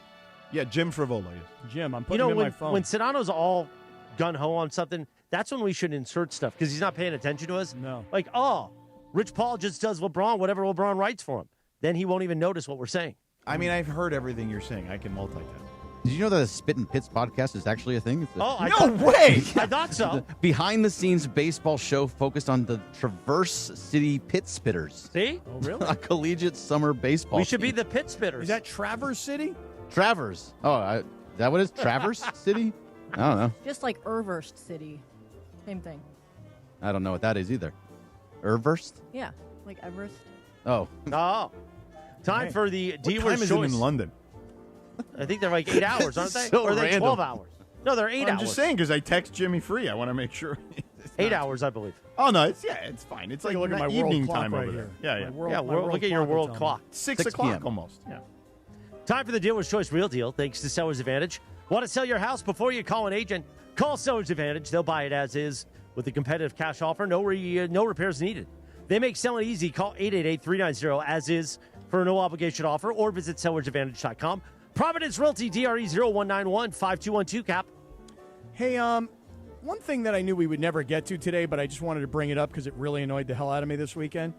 Anybody else follow the Taylor Swift-Travis Kelce wedding this past weekend? Not 1 second. Everybody was there. That's the thing that got me. Listen, there's no way they can be friends with all these people. Hugh Not Grant? possible. Why was Hugh Grant there?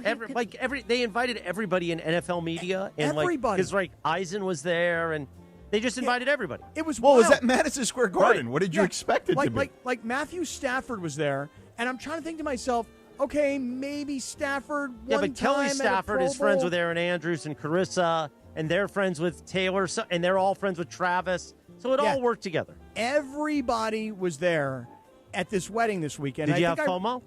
A little bit, and here's why. See, it was I read something where Taylor Swift said, anybody who's ever been nice to me, I'm inviting to this wedding. And I thought to myself, I don't have enough time in my day to even see my closest friends. I want to see my closest friends. Everybody's so busy. Everybody's running around.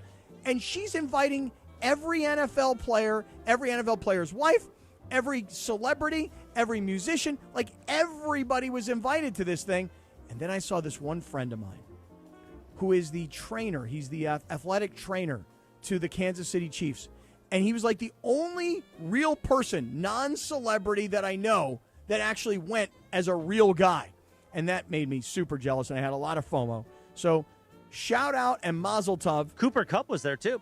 I saw that as well. Right? I thought the same thing. Like, Cooper Kupp does not know Travis Kelce or Taylor They do Swift. the tight end thing together, the tight end academy. What tight end Cooper academy? Kupp's not a tight end, but that's okay. Right. Yeah, he is, isn't he? Yeah, a lot of He's these a wide guys. receiver, I'm not you're surprised the NFL guys were there. Yeah, so what, Cap?